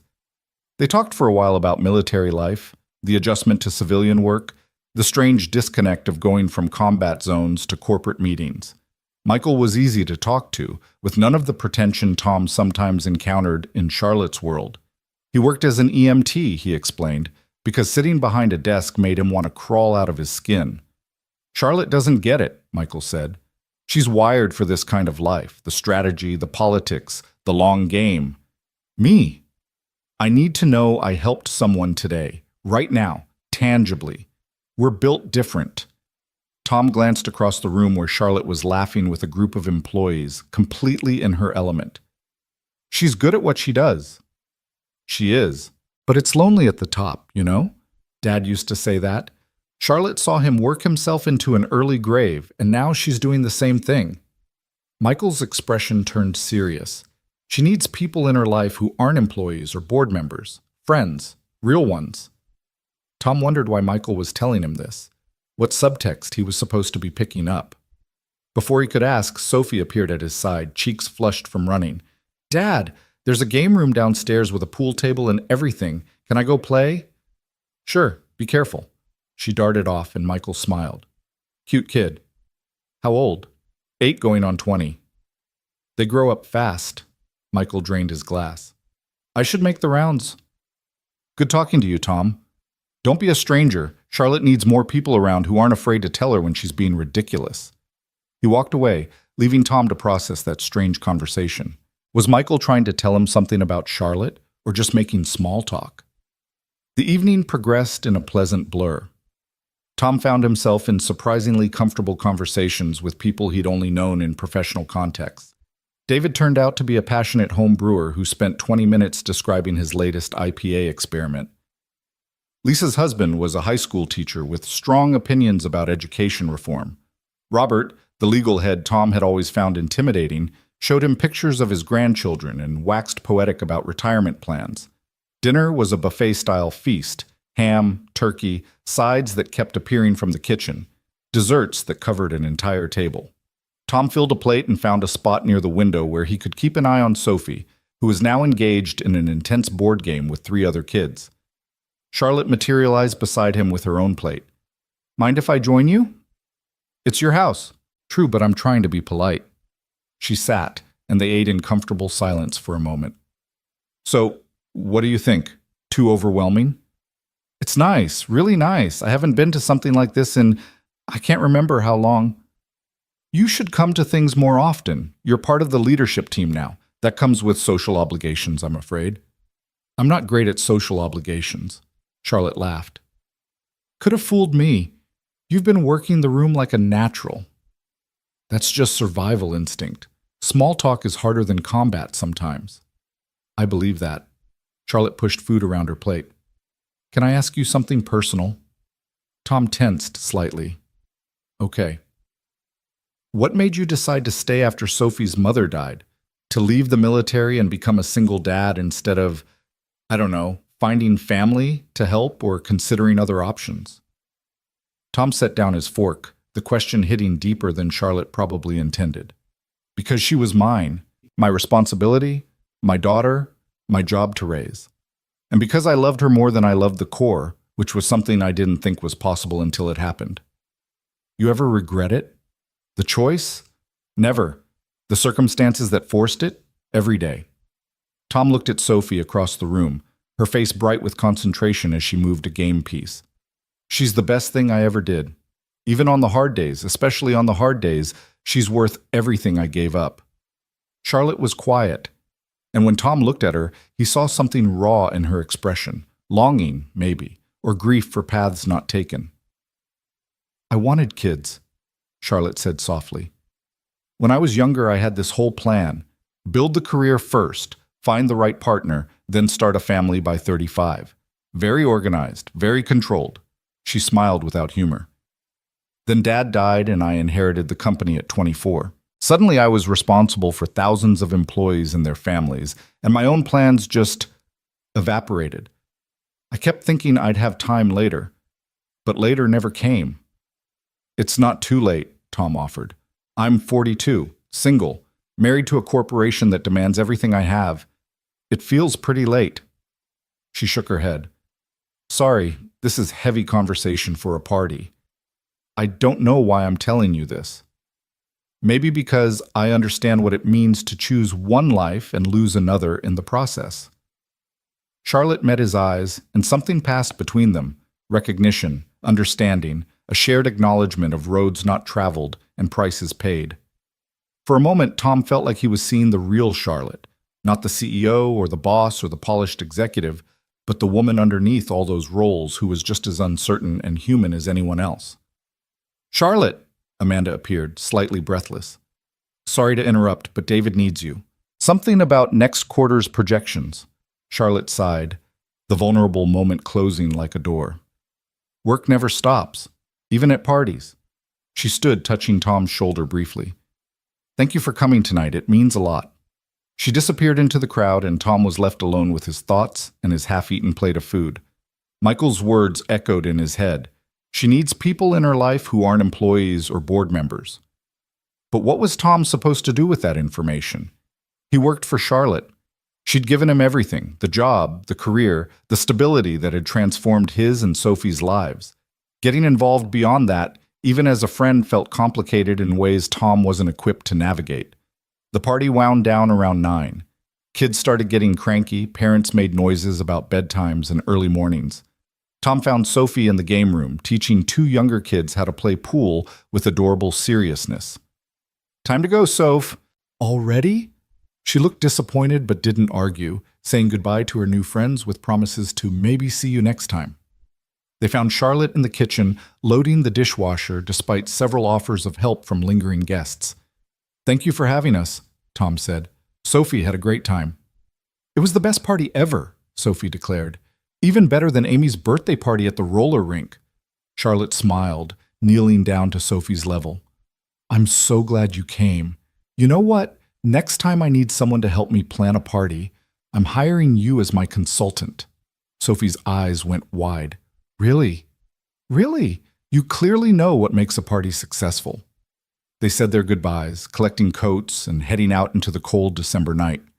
The drive home was quiet, Sophie dozing in the back seat, Tom replaying moments from the evening. He thought about Charlotte's admission, about the loneliness Michael had mentioned, about how success could sometimes mean sacrificing the very things that made life worth living. When they got home, Tom carried Sophie inside. She'd fallen fully asleep in the truck and tucked her into bed, still wearing the red dress. He'd let her change in the morning. Tonight, she looked peaceful and happy, and that was enough. Tom made himself a cup of tea and stood on the balcony looking out over the park. Christmas lights twinkled in the distance. Somewhere a dog barked. The city hummed with its endless rhythm. His phone buzzed. A text from Charlotte. "Thank you again for coming. You and Sophie brought something special to the evening. Sleep well." Tom stared at the message for a long moment before typing back. "Thank you for including us. Merry Christmas, Charlotte?" The response came almost immediately. "Merry Christmas, Tom." He pocketed his phone and finished his tea, wondering what exactly was happening between them and whether he should be concerned about it. But the night was too peaceful to overthink, so he went inside, checked on Sophie one more time, and went to bed. The days leading up to Christmas were a whirlwind of final preparations. Tom made sure all the stores were covered for the holiday, double-checking that security teams were in place and emergency protocols were clear. The last thing anyone needed was an incident on Christmas Eve because someone hadn't done their job properly. On Christmas Eve, Tom and Sophie followed their usual tradition: Chinese takeout, Christmas movies, and decorating the tree together. It was smaller than what Charlotte probably had in her house, but it was theirs, covered in ornaments Sophie had made over the years, and a few new ones Tom had let her pick out. "This is the best tree we've ever had," Sophie declared, hanging a felt snowman on a lower branch. "You say that every year." "Because it's true every year. Each tree is better than the last." Tom smiled, hanging a silver star near the top. "That's a good way to look at life, kiddo. Always getting better." "Is our life getting better?" Sophie asked, her tone more serious. Tom sat on the couch and Sophie climbed up beside him. "What do you think?" "I think it is. We have the nice apartment now. You're happy with your job. I made new friends at the party." She leaned against him. "But sometimes I miss how it used to be. When it was just us and everything was simple." Tom wrapped an arm around her. "Change is scary, even good change. But you know what hasn't changed?" "What?" "Us, you and me. That's forever, Soph. No matter how big the apartment gets, or how many parties we go to, or how fancy my job becomes, we're a team." Sophie nodded against his chest. "The best team." They watched Elf for the 1,000th time, laughing at the same jokes, quoting lines they knew by heart. When Sophie started yawning, Tom sent her to brush her teeth and get into pajamas. He pulled out the presents he'd hidden in his closet: a telescope Sophie had been wanting, some books, a new winter coat because she'd outgrown last year's. His phone rang. Charlotte's name lit up the screen. "Hey," Tom answered. "Everything okay?" "Everything's fine. Sorry to call so late. I just wanted to check in, see how your Christmas Eve was going." Tom glanced at the tree, the scattered wrapping paper and ribbon he'd been organizing. "Good. Quiet. You?" "Quiet too. Michael flew back to Denver this morning, so it's just me and enough leftover ham to feed a small army." She laughed, but it sounded hollow. "The house feels empty." Tom heard what she wasn't saying, the loneliness behind the words, the admission that success and money couldn't fill certain voids. "You should come by tomorrow," Tom heard himself say before his brain could catch up. For Christmas. Nothing fancy, just us. But we always make too much food, and Sophie would love to see you. There was a pause, long enough that Tom started to regret the impulse. Then Charlotte said quietly, Are you sure? I don't want to intrude. You wouldn't be intruding. Come by around 2. We'll do dinner early so Sophie doesn't explode from anticipation. Another pause. Okay, thank you, Tom. I'd like that. They said goodnight, and Tom stood in his living room wondering what he'd just done. Inviting his boss to Christmas dinner seemed like the kind of boundary crossing that could complicate things. But Charlotte had looked so lost at her own party, so aware of everything she'd sacrificed. And it was Christmas.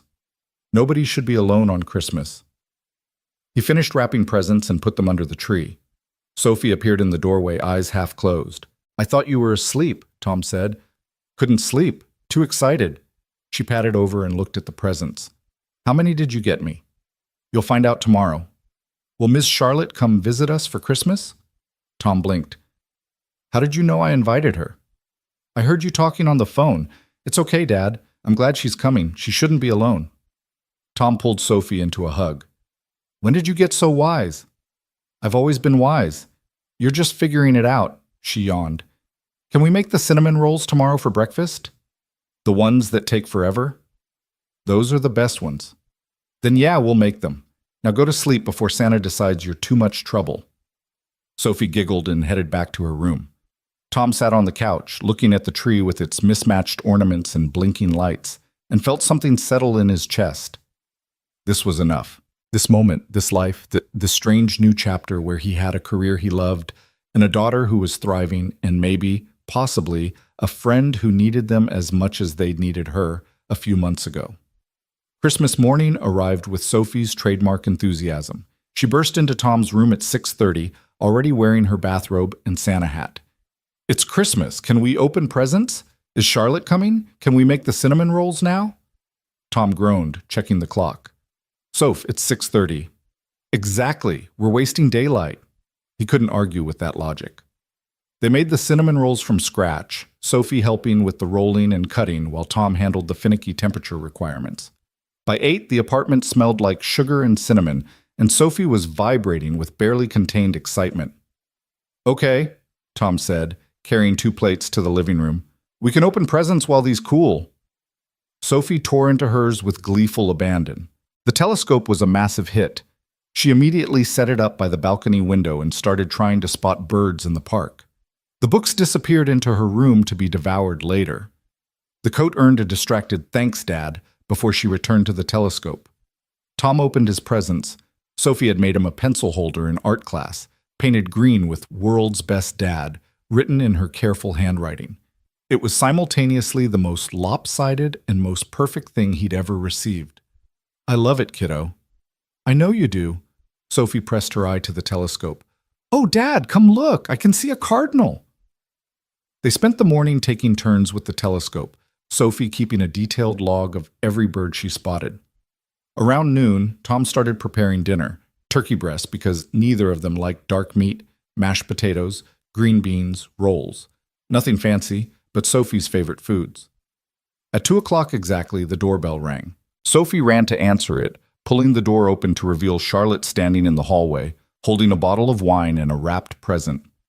Merry Christmas, Sophie said, hugging Charlotte before she'd even stepped inside.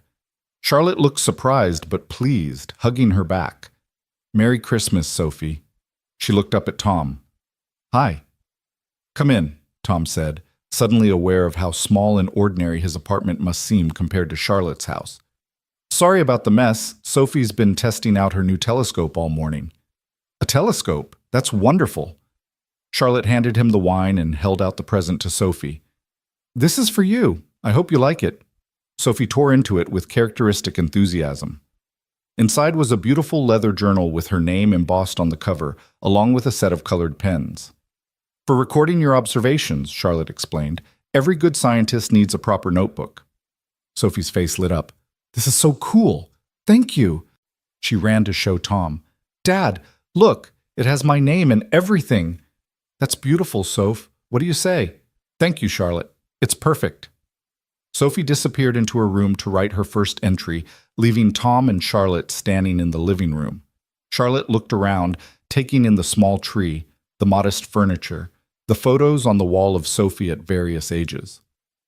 "Your home is lovely," she said. "It's small. It's warm. There's a difference."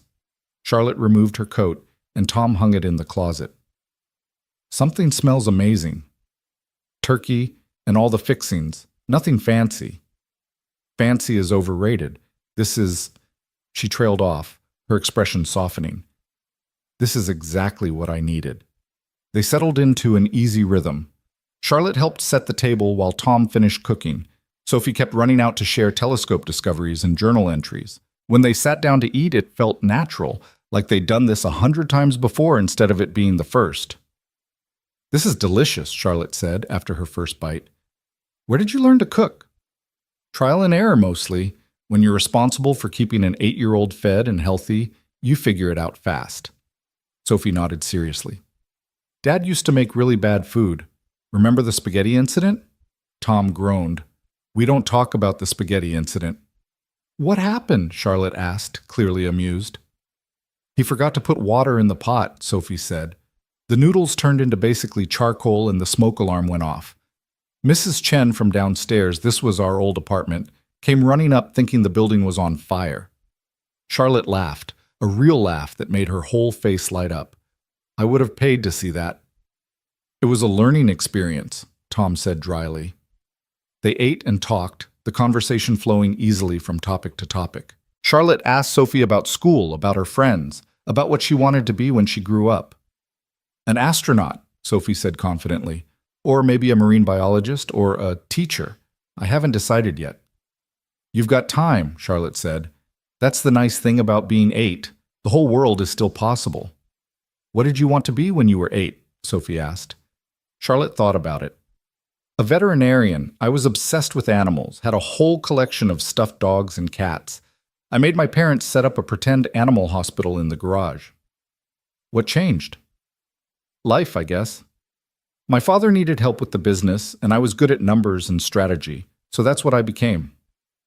"Do you regret it?" The question came from Tom, surprising himself. Charlotte met his eyes. "Sometimes. Not the company itself. I love what we've built. But the cost of it? Yeah. Sometimes I regret that." The honesty hung in the air for a moment before Sophie, oblivious to the weight of it, said, "Well, it's good you run the company because otherwise Dad wouldn't have a job and we'd still be in the tiny apartment." Charlotte smiled. "Then I'm glad too." After dinner, they moved to the living room. Sophie demonstrated her telescope, showing Charlotte how to adjust the focus and find the cardinal nest she'd been tracking. Tom cleaned up the kitchen, listening to their voices drifting from the other room, Sophie's excited chatter and Charlotte's warm responses. When he returned, Sophie was showing Charlotte her journal, pointing out the detailed drawings she'd already started making of different birds. "You're quite the artist," Charlotte said. "These are really good, Sophie." "Dad says I get it from my mom. She used to draw too." Tom tensed slightly, but Charlotte handled it with grace. "She must have been very talented, just like you." They played board games until Sophie started yawning. At 7, Tom announced it was bedtime, earning the expected protests. "But Charlotte's still here." "And Charlotte probably needs to get home," Tom said. "Say goodnight." Sophie hugged Charlotte tightly. "Thank you for spending Christmas with us. This was the best Christmas ever." Charlotte's eyes were suspiciously bright. "Thank you for having me, sweetheart. It was my best Christmas too." After Sophie went to bed, after the ritual of teeth brushing and story reading and one more hug, Tom returned to find Charlotte still on the couch, looking at Sophie's journal. "She's special," Charlotte said softly. "You've done an incredible job raising her." Tom sat in the chair across from her. "I'm trying. Some days are better than others." "That's parenting. That's life." Charlotte set down the journal carefully. "Tom, can I ask you something?" "Sure. Do you ever feel like you're living 2 separate lives? Like the person you are at work and the person you are at home are completely different?" Tom considered this. "Used to, when I was in the military especially, but now, I don't know, I think they're merging more. Sophie knows what I do, she's proud of it, and the work feels connected to who I am, not separate from it." "I envy that. Integration. Charlotte stood, walking to the window that looked out over the park. I've kept everything compartmentalized for so long. Work Charlotte, personal Charlotte, the Charlotte I show the board versus the one I show my brother. It's exhausting maintaining all those versions. Tom joined her at the window. So stop. Just be one Charlotte. It's not that simple. Why not? She turned to face him. Because being vulnerable in my position is dangerous. Showing weakness invites challenges. If the board sees me as anything other than completely in control, they'll look for ways to push me out. It's happened before, to other CEOs, especially women. That's work. What about the rest of your life? What rest of my life? Charlotte's laugh was bitter. Work is my life, Tom. It has been for 18 years. I don't know how to be anything else anymore. Tom understood that feeling more than he wanted to admit. He'd felt the same way after leaving the Marines, like his entire identity had been stripped away and he had to build a new one from scratch. But he'd had Sophie to force him into it, to give him a reason to become someone beyond a soldier. It's never too late to change, he said, to build something new. Is that what you did? After Sophie's mother died? I didn't have a choice, but yeah, I had to become a different person. Someone who could be both mom and dad, who could handle tantrums and homework, and teaching a little girl how to be brave even when I was terrified. He looked at Charlotte directly. It was the hardest thing I've ever done, but it was also the best. Charlotte was quiet for a long moment. Then she said, "Thank you for today, for letting me be part of this. I know it probably complicated things, me being your boss and coming here." "Are you Sophie's boss?" Tom asked. "What? No, of course not." "Then you were here as Sophie's guest. That's how she sees it. And honestly, that's how I'm choosing to see it too." Something shifted in Charlotte's expression, a wall coming down. "You're a good man, Tom Harris." "I'm just a dad trying to do right by his kid." "That makes you a good man." They stood at the window a while longer, watching the park lights flicker in the darkness. Then Charlotte collected her coat and prepared to leave. At the door, she turned back. "Would it be okay if I did this again sometime? Not Christmas specifically, but spending time with you and Sophie, outside of work." Tom felt that familiar wariness, the sense that he was stepping into territory he didn't fully understand. But he thought about Sophie's face when Charlotte had arrived, the way she'd lit up. He thought about how natural it had felt, having Charlotte here. How right. "Yeah," he said, "that would be okay." Charlotte smiled, and for the first time since he'd met her, Tom saw her completely relaxed. "Good. Merry Christmas, Tom." "Merry Christmas, Charlotte." He watched her walk down the hall to the elevator, waited until the doors closed behind her. Then he went back inside, turned off the tree lights, and checked on Sophie one more time. She was fast asleep, the journal on her nightstand, the telescope still pointed at the window. Tom stood in her doorway, watching her breathe, and felt the weight of the day settle on him. Something had shifted today, something he couldn't quite name.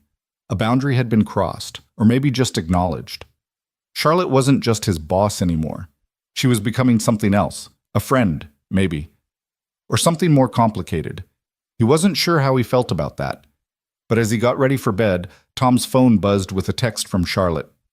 "Thank you again for today. You and Sophie gave me something I didn't know I was missing. Sleep well." Tom typed back, "You gave us something too. Good night, Charlotte."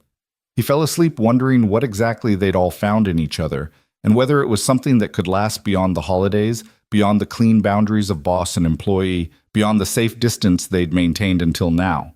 The answer, he suspected, would reveal itself soon enough. January arrived with the kind of cold that made Tom grateful for the truck's working heater and Sophie's new winter coat. The holidays had passed in a blur of normalcy. New Year's Eve spent at home with sparkling cider and a countdown Sophie barely made it to. The first week back at school, marked by Sophie's enthusiastic reports about classmates' vacation adventures. Work resumed its steady rhythm, but something had fundamentally shifted in the dynamic between Tom and Charlotte. She texted more often now, not just about work. Photos of interesting birds she'd spotted in her yard, knowing Sophie would want to see them. Articles about telescope technology. Once, a picture of her attempting to make cinnamon rolls with the caption, "Harder than it looks. Instructions unclear. Kitchen on fire. Send help." Tom had laughed out loud in his office, then typed back, "You forgot the water, didn't you?" "How did you know?" "Lucky guess." The texts were harmless, friendly, exactly what colleagues turned friends might exchange. But Tom noticed the way his heart rate picked up when her name appeared on his screen. He noticed how Sophie's first question after school was often, "Did you see Charlotte today?" He noticed that he'd started thinking about Charlotte at random moments, wondering what she'd think about a new security protocol, or whether she'd find a particular news story interesting, or if she was eating lunch alone again at her desk.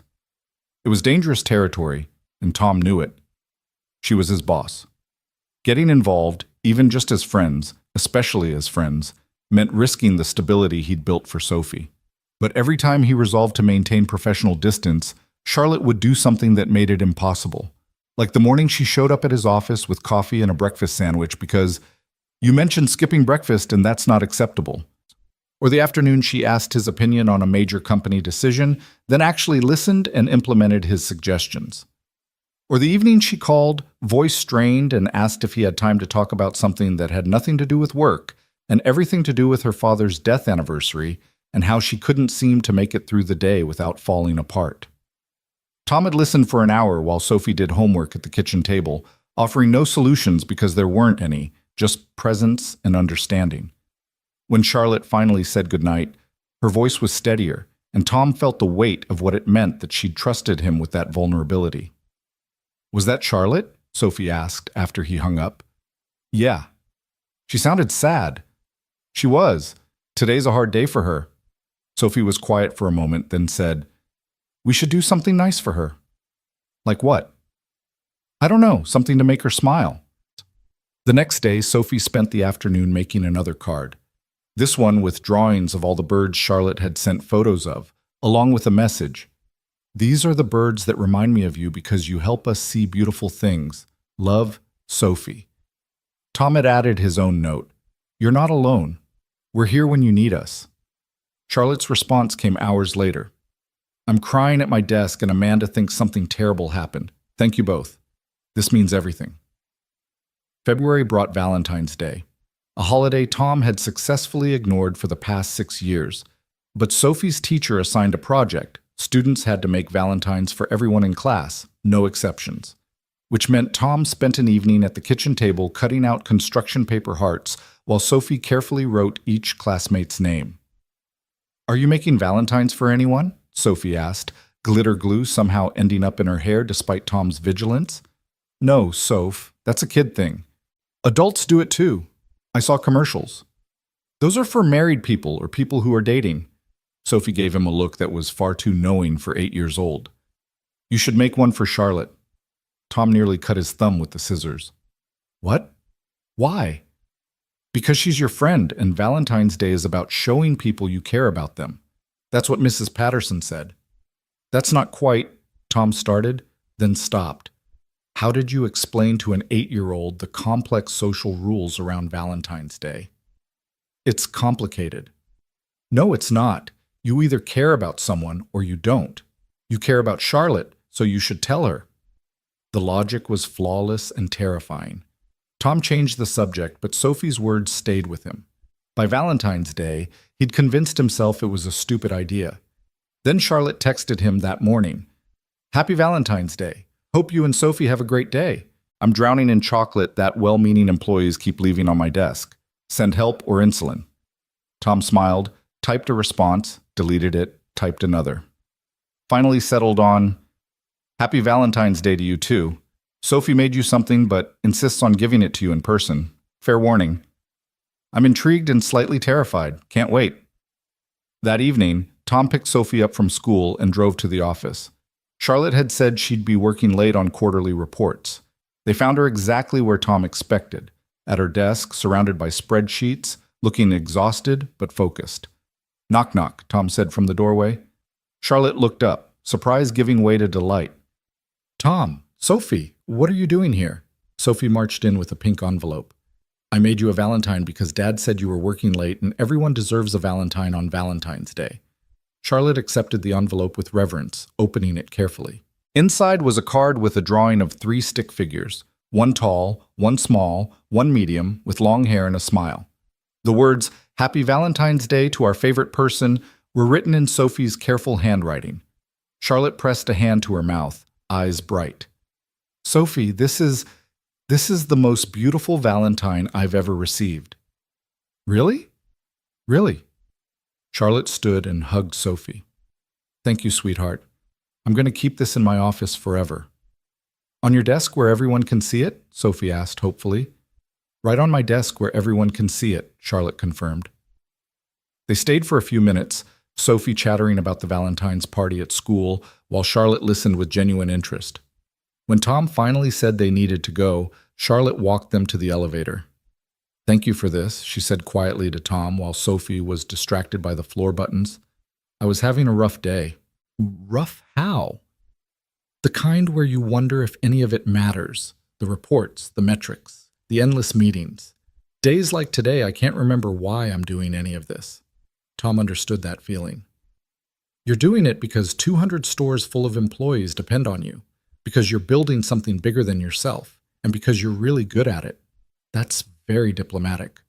"I'm not being diplomatic. I'm being honest." Tom met her eyes. "You've changed thousands of lives, Charlotte, including mine. That matters." The elevator dinged, Sophie bounded in, and Tom followed. As the doors started to close, Charlotte called out, "Tom!" He caught the door. "Yeah?" "Would you and Sophie want to come to dinner Saturday? My place. I'll actually cook this time instead of catering." Tom hesitated for only a second. "We'd like that." Charlotte smiled, that real smile that transformed her face. "Good. 7 okay?" "Perfect." The doors closed, and Sophie immediately said, "Are you and Charlotte dating?" Tom choked on nothing. "What? No. Why would you ask that?" "Because you look at her the way people look at each other in movies, the ones where they kiss at the end." "We're friends, Soph, just friends." "Okay," Sophie said in a tone that clearly meant she didn't believe him, but would let it go for now. Tom spent the drive home wondering if Sophie saw something he'd been trying not to acknowledge. Yes, he cared about Charlotte. Yes, he thought about her more than was probably appropriate. Yes, when she smiled at him a certain way, his heart did something complicated in his chest.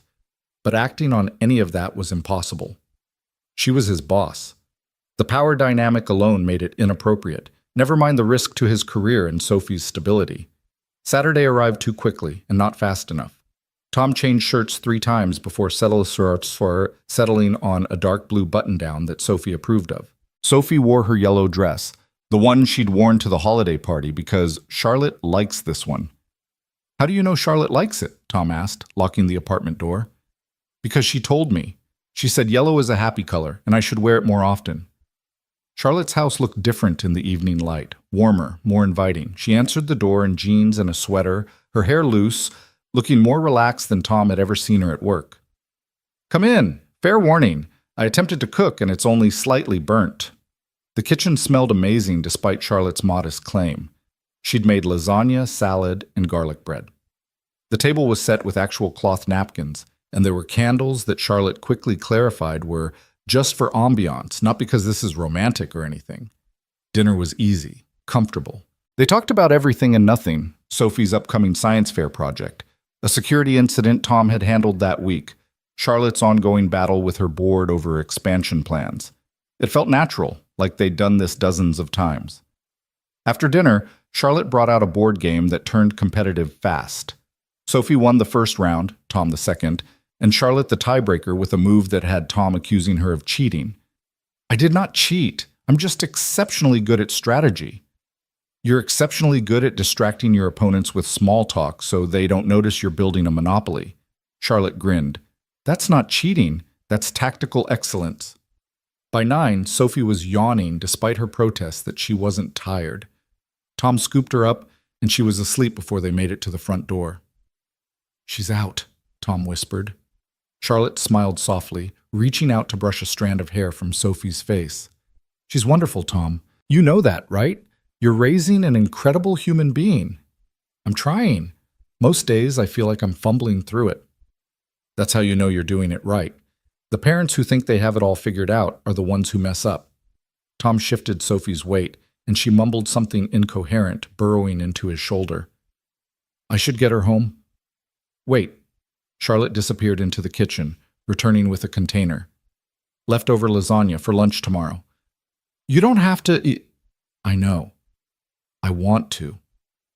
She walked them to the door, and something in the way she stood there, backlit by her living room lights, made Tom's breath catch. She looked beautiful and lonely and hopeful all at once. Charlotte, he started, not sure what he was going to say. I know, she said quietly. Whatever you're about to say about how this complicates things or crosses lines or isn't appropriate, I know. But I don't care. I haven't felt this present in years. Like I'm actually living my life instead of just managing it. And that's because of you. Both of you. Tom swallowed hard. I feel it too. But we have to be careful. My job, Sophie's stability. I would never do anything to jeopardize either of those things. You have to know that. I do. But people talk. If anyone at the company thought there was something between us... Is there? Charlotte asked. Something between us? The question hung in the air, impossible to answer without changing everything. Tom looked down at Sophie sleeping in his arms, thought about all they'd built, all they had to lose. I don't know, he said finally. Maybe, but I can't figure that out right now, not when so much depends on getting it right. Charlotte nodded, disappointment flickering across her face before she hit it. You're right. Of course you're right. I'm sorry. I shouldn't have... Don't apologize. Just give me time to think. Take all the time you need. Charlotte opened the door. And drive safe. Tom carried Sophie to the truck, buckled her in, and drove home with his mind spinning. He knew what he wanted. Had known for weeks, maybe longer. He wanted to see where this thing with Charlotte could go, wanted to explore the connection that had been building since that morning in the grocery store. But wanting something didn't make it wise. At home, he tucked Sophie into bed and stood in her doorway for a long time, watching her sleep. She'd been through so much loss already. Her mother, the instability of those early years, the constant moves and uncertainty. She was finally thriving, finally happy and secure. Was Tom willing to risk that for a relationship that might not work out? His phone buzzed, a text from Charlotte. I'm sorry if I made things awkward. I value your friendship too much to lose it over my inability to keep my feelings to myself. Can we forget I said anything? Tom stared at the message, then typed, Nothing to forget. And for the record, you didn't say anything I haven't been thinking myself, but we both need to be smart about this. Agreed. Good night, Tom. Good night, Charlotte. The following weeks were a careful dance of maintained boundaries and unspoken tension. They kept their interactions professional at work, never meeting alone unless it was clearly business-related. But the texts continued, the small moments of connection that neither of them seemed willing to give up. In March, Sophie's science fair project consumed their lives. She'd decided to track bird migration patterns using her telescope and journal, correlating her observations with data from ornithology websites. It was ambitious for a third grader, but Sophie approached it with characteristic determination. Dad, I need to present this to someone who isn't you, Sophie announced one evening.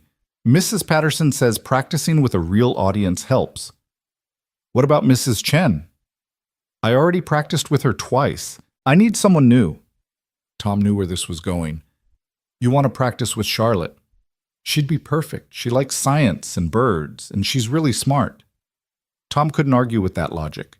He texted Charlotte, expecting a polite excuse. Instead, she responded immediately. I would be honored. When and where? They arranged for Charlotte to come to the apartment on Thursday evening. Sophie prepared like she was presenting to the Nobel Committee, arranging her poster board, organizing her data, practicing her speech until Tom could recite it from memory. Charlotte arrived exactly on time, bringing flowers for their table because presentations deserve ambiance, and a bag of fancy chocolates for post-presentation celebration. Sophie led her through the project with impressive confidence, explaining migration routes and seasonal patterns, and how temperature affected bird behavior. Charlotte asked thoughtful questions, praised specific details, and offered gentle suggestions that Sophie eagerly incorporated. You're going to win this science fair, Charlotte said when Sophie finished. That was professional-level work. Sophie beamed. Really? Really? I'm so impressed, Sophie. You should be very proud. After Sophie went to bed, buzzing with confidence and chocolate, Charlotte lingered. She and Tom stood in the kitchen, the comfortable silence between them charged with everything they weren't saying. She's going to do great, Charlotte said. You've raised a scientist. I've raised a kid who asks too many questions and never accepts because I said so as an answer. That's what scientists do. Charlotte smiled. Tom, can I ask you something? Sure. When you think about the future, what do you see? The question was loaded, and they both knew it. Tom chose his words carefully. I see Sophie growing up. I see myself continuing to build something meaningful at work. I see stability, security, happiness, things I didn't think were possible a year ago. And is there room in that future for... Charlotte trailed off. For what? For me. For this. Whatever this is between us. Or am I kidding myself that there's something here worth exploring? Tom's heart hammered. You're not kidding yourself. There's something here. I feel it every time I see you, every time you text, every time Sophie talks about you like your family. But Charlotte, I'm terrified of screwing this up, of hurting Sophie if things don't work out, of losing my job if the company decides we've crossed too many lines. So we do nothing? Just ignore what we both feel because it's complicated? I don't know. Maybe. For now. Tom ran a hand through his hair. I'm not saying never. I'm saying not yet. Not until I figure out how to do this without risking everything. Charlotte was quiet for a long moment. Then she nodded. Okay, I can respect that. But Tom? Don't wait too long. Life's too short to let fear make all your decisions. She left, and Tom stood in his kitchen wondering if he was being wise or just a coward. The science fair was a triumph. Sophie won second place in her grade category, narrowly beaten by a sixth grader's volcano that actually erupted. She was thrilled with her ribbon and the judges' comments about her exceptional data collection and analysis. Charlotte had sent flowers to the school with a card. Congratulations, scientist Sophie. So proud of you. Love, Charlotte. The word love hadn't escaped Tom's notice. Neither had Sophie's response. Can we invite Charlotte to my celebration dinner?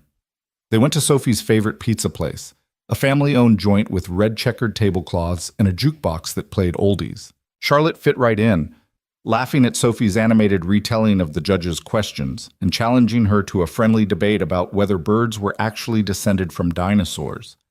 Watching them together, Sophie gesturing wildly while Charlotte listened with genuine fascination, Tom felt something shift inside him. This was what family looked like. Not the traditional configuration he'd once imagined, but something real and right and full of possibility. After dinner, they walked through the park near Tom's apartment. Sophie ran ahead, chasing a dog whose owner had stopped to chat with another parent. Tom and Charlotte walked in comfortable silence, hands almost but not quite touching. She's happy, Charlotte said softly. Really, truly happy. She is. Are you? Tom looked at Charlotte, at the woman who'd given him a second chance, who'd become part of their lives so seamlessly he couldn't remember what it felt like before she was there. Yeah, I am. Are you? Getting there. Charlotte smiled. For a long time, I thought happiness meant achieving the next goal, hitting the next milestone, proving I was good enough to fill my father's shoes. But lately, I've realized happiness isn't something you achieve. It's something you choose. Moments you decide to be present for. Like this one? Exactly like this one. Sophie came running back, breathless and grinning. Dad! Charlotte! There's a concert in the park next Saturday. Can we go? Please? Tom glanced at Charlotte, who nodded. I'm in if you are. Then yeah, Soph, we can go. Sophie cheered, then grabbed both their hands, swinging between them as they continued walking. Tom felt Charlotte's fingers tighten around his, just for a moment, a silent acknowledgement of everything they were building. The concert was a local band playing covers in the park's amphitheater. Families spread blankets on the grass. Kids ran around with glow sticks. Food trucks lined the perimeter selling everything from tacos to ice cream. It was wholesome and perfect, and exactly the kind of evening Tom had dreamed about when he'd imagined what a good life for Sophie might look like. They claimed a spot near the front, spreading out a blanket Charlotte had brought. Sophie danced unselfconsciously to the music, dragging Charlotte up to dance with her. Tom watched them, his boss and his daughter, laughing and spinning in the fading daylight, and felt his carefully maintained walls crumble. When they finally collapsed back onto the blanket, breathless and happy, Sophie announced she was starving. Tom handed her money for the food trucks, watching her run off with strict instructions to stay where he could see her. Alone with Charlotte for the first time all evening, Tom felt the weight of everything unsaid pressing down on him. "I've been thinking about what you asked," he said, "about the future and whether there's room for you in it." Charlotte went very still. And I'm tired of being afraid. Tired of letting fear decide what I do and don't get to have. Tom turned to face her fully. I don't know how to do this. Navigate a relationship with my boss, figure out what it means for my career, explain it to Sophie or to the company or to anyone else who might have opinions. But I know I want to try, if you're willing to figure it out with me. Charlotte's face transformed, hope and joy and relief washing over her features. Are you sure? Because once we start down this road, I'm sure. I've never been more sure of anything except Sophie. What about Sophie? Have you talked to her? Not yet, but I will. And honestly, I think she's been waiting for me to catch up. Charlotte laughed, the sound bright and free. She's a smart kid. She gets that from her mom. They sat in comfortable silence, watching Sophie navigate the crowd with her taco. The band launched into a slow song, couples pairing off to sway together. We should probably wait to tell people at work, Tom said. Give ourselves time to figure out what this is before dealing with office politics. Agreed, though eventually we'll need to disclose it to HR. Make sure everything's above board. We will. But for now, can we just be? Without worrying about all the logistics? Charlotte reached out and took his hand, threading their fingers together. Yeah, we can do that. Sophie returned with her taco and immediately noticed their joined hands. She looked from Tom to Charlotte and back again, a knowing smile spreading across her face. Finally, she muttered, sitting down and taking a huge bite of her taco. Tom and Charlotte exchanged glances, then burst out laughing. How long have you been waiting for finally? Tom asked. Since Christmas, Sophie said matter-of-factly. You've been making googly eyes at each other for months. It was exhausting. Googly eyes? Charlotte repeated, delighted. Big-time googly eyes, Sophie confirmed. Mrs. Chen noticed too. We had a whole conversation about it. Tom groaned. Oh God, what did Mrs. Chen say? That you both deserve to be happy and I should be patient while you figured it out. Sophie finished her taco and curled up against Tom's side. So, does this mean Charlotte's your girlfriend now? Tom looked at Charlotte, raising an eyebrow in question. She smiled and nodded. Yeah, Soph, Charlotte's my girlfriend. Cool, can we get ice cream now? They got ice cream, the three of them walking through the park as the concert wound down and stars began appearing overhead.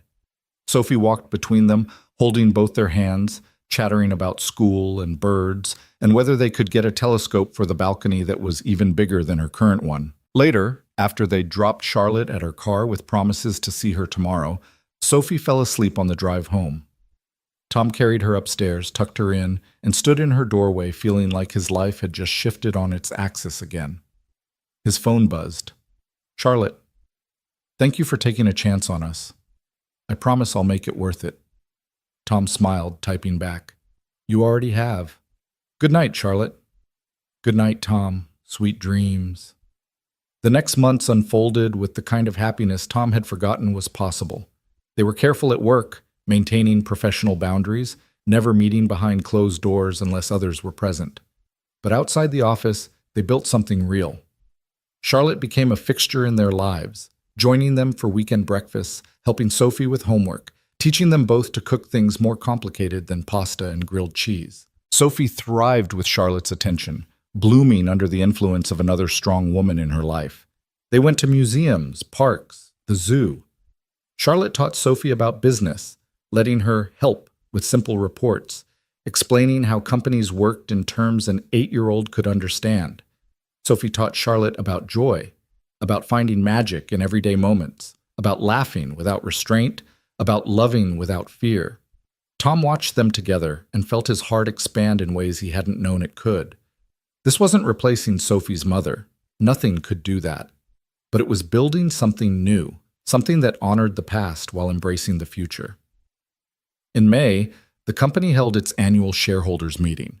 Charlotte had to present the year's results, and she was nervous in a way Tom had never seen her. The night before, she came to their apartment and rehearsed her speech while Sophie offered feedback. "You sound too serious," Sophie said after the third run-through. "Like you're apologizing for doing a good job." Charlotte blinked. "I do? Yeah, you should sound proud. You made the company better. That's awesome." Charlotte looked at Tom, who shrugged. "She's not wrong. You've increased revenue, improved employee satisfaction, cut incident rates across the board. Those aren't things to apologize for." "The board's been critical lately, about expansion costs, about things that are investments in the future," Tom interrupted. "Stop letting them make you defensive. You're the CEO. Act like it." Charlotte squared her shoulders, something shifting in her posture. She ran through the speech again, this time with confidence and conviction. When she finished, Sophie applauded. "Perfect. You're going to crush it." The next day, Tom watched the live stream from his office as Charlotte addressed the shareholders. She was magnificent, commanding, articulate, unapologetic about the choices she'd made. When the board member who'd been most critical tried to challenge her, she responded with data and logic that left him speechless. Tom felt pride swell in his chest. This was the woman he'd fallen for, strong, brilliant, capable of handling anything thrown at her. That evening, Charlotte called him from her car. "Did you watch?" "Every minute. You were incredible." "I channeled Sophie's advice, stopped apologizing for being good at my job." Tom laughed. "She's wise beyond her years." "She is." "Tom, I love you." The words hung in the air. They hadn't said it yet, had been dancing around it for months. But hearing it now, in Charlotte's voice, steady and sure and unafraid, Tom felt something unlock inside him. "I love you too," he said. "I have for a while." "How long?" Tom thought back, trying to pinpoint the exact moment. "Christmas, maybe? When you sat in my apartment and let yourself just be human instead of perfect. That's when I knew." "That long?" Charlotte's voice was soft with wonder. "Why didn't you say anything?" "Because I was scared. Because it felt too good to be true. Because I'm an idiot who almost let fear keep me from the best thing that's happened to me since Sophie." "You're not an idiot. You're careful. It's one of the things I love about you." They talked until Charlotte pulled into her driveway, making plans for the weekend. When Tom hung up, he found Sophie standing in the doorway, grinning. "You love her," Sophie said. "Yeah, kiddo, I do." "Good. Me too." In June, Charlotte suggested they take a vacation together, a real one, somewhere none of them had been. They settled on a beach town 3 hours away, renting a small house for a week. It would be their first extended time together, a test of whether what they had could survive proximity and domesticity. The week was perfect in its imperfection. They got sunburned the first day because nobody remembered to reapply sunscreen. Sophie got stung by a jellyfish and cried for an hour. Tom and Charlotte had their first real fight about something stupid, whether to eat out or cook in, and learned how to apologize and compromise. But there were also morning walks on the beach, Sophie collecting shells while Tom and Charlotte talked about everything and nothing. There were afternoon naps in the hammock, the three of them piled together like puppies. There were sunset dinners where they laughed until their stomachs hurt, and quiet evenings where they just existed in each other's space. On the last night, after Sophie had gone to bed, Tom and Charlotte sat on the porch, listening to the waves. "I want this," Charlotte said quietly. "Not just the vacation, all of it. The everyday stuff, the boring domestic life I thought I'd never have." "It's not too late," Tom said. "I'm 43, Tom. If we're talking about marriage, kids, are we talking about that?" Charlotte looked at him, vulnerable and hopeful. "I don't know. Are we?" Tom thought about it, about what it would mean to get married, to fully join their lives, to give Sophie the family she deserved and Charlotte the home she'd been missing. It was fast, maybe too fast by conventional standards, but nothing about their relationship had been conventional from the start. "Yeah," he said, "I think we are." Charlotte's breath caught. "Really?" "Really. Not tomorrow, not next month, but eventually, yeah. I want to marry you, Charlotte. I want Sophie to have you as a permanent fixture in her life. I want us to be a family, officially." Charlotte kissed him then, soft and sweet and full of promise. When they pulled apart, she was smiling through tears. "I want that too, so much." They sat together under the stars, planning a future that felt impossible and inevitable all at once. By the time they went inside, Tom felt like everything in his life had finally clicked into place. The job, the apartment, Sophie's happiness, and now this. Love had found him when he wasn't looking, had transformed his world in ways he never could have anticipated. The robbery that had started it all felt like a lifetime ago. That morning in the grocery store when he'd tackled a gunman to protect a stranger, he'd just been doing what felt right, what his training had demanded, what his conscience required. He'd never imagined that split-second decision would lead here, to a career he loved, a home that felt safe, a daughter who was thriving, and a woman who saw him completely and loved him anyway. As Tom fell asleep that night, Charlotte's hand in his, Sophie's soft breathing audible through the wall, he thought about how one moment of courage could change everything, how protecting someone could mean being protected in return, how saving a life could save your own in ways you never saw coming. He'd gone into that store looking for milk and cereal.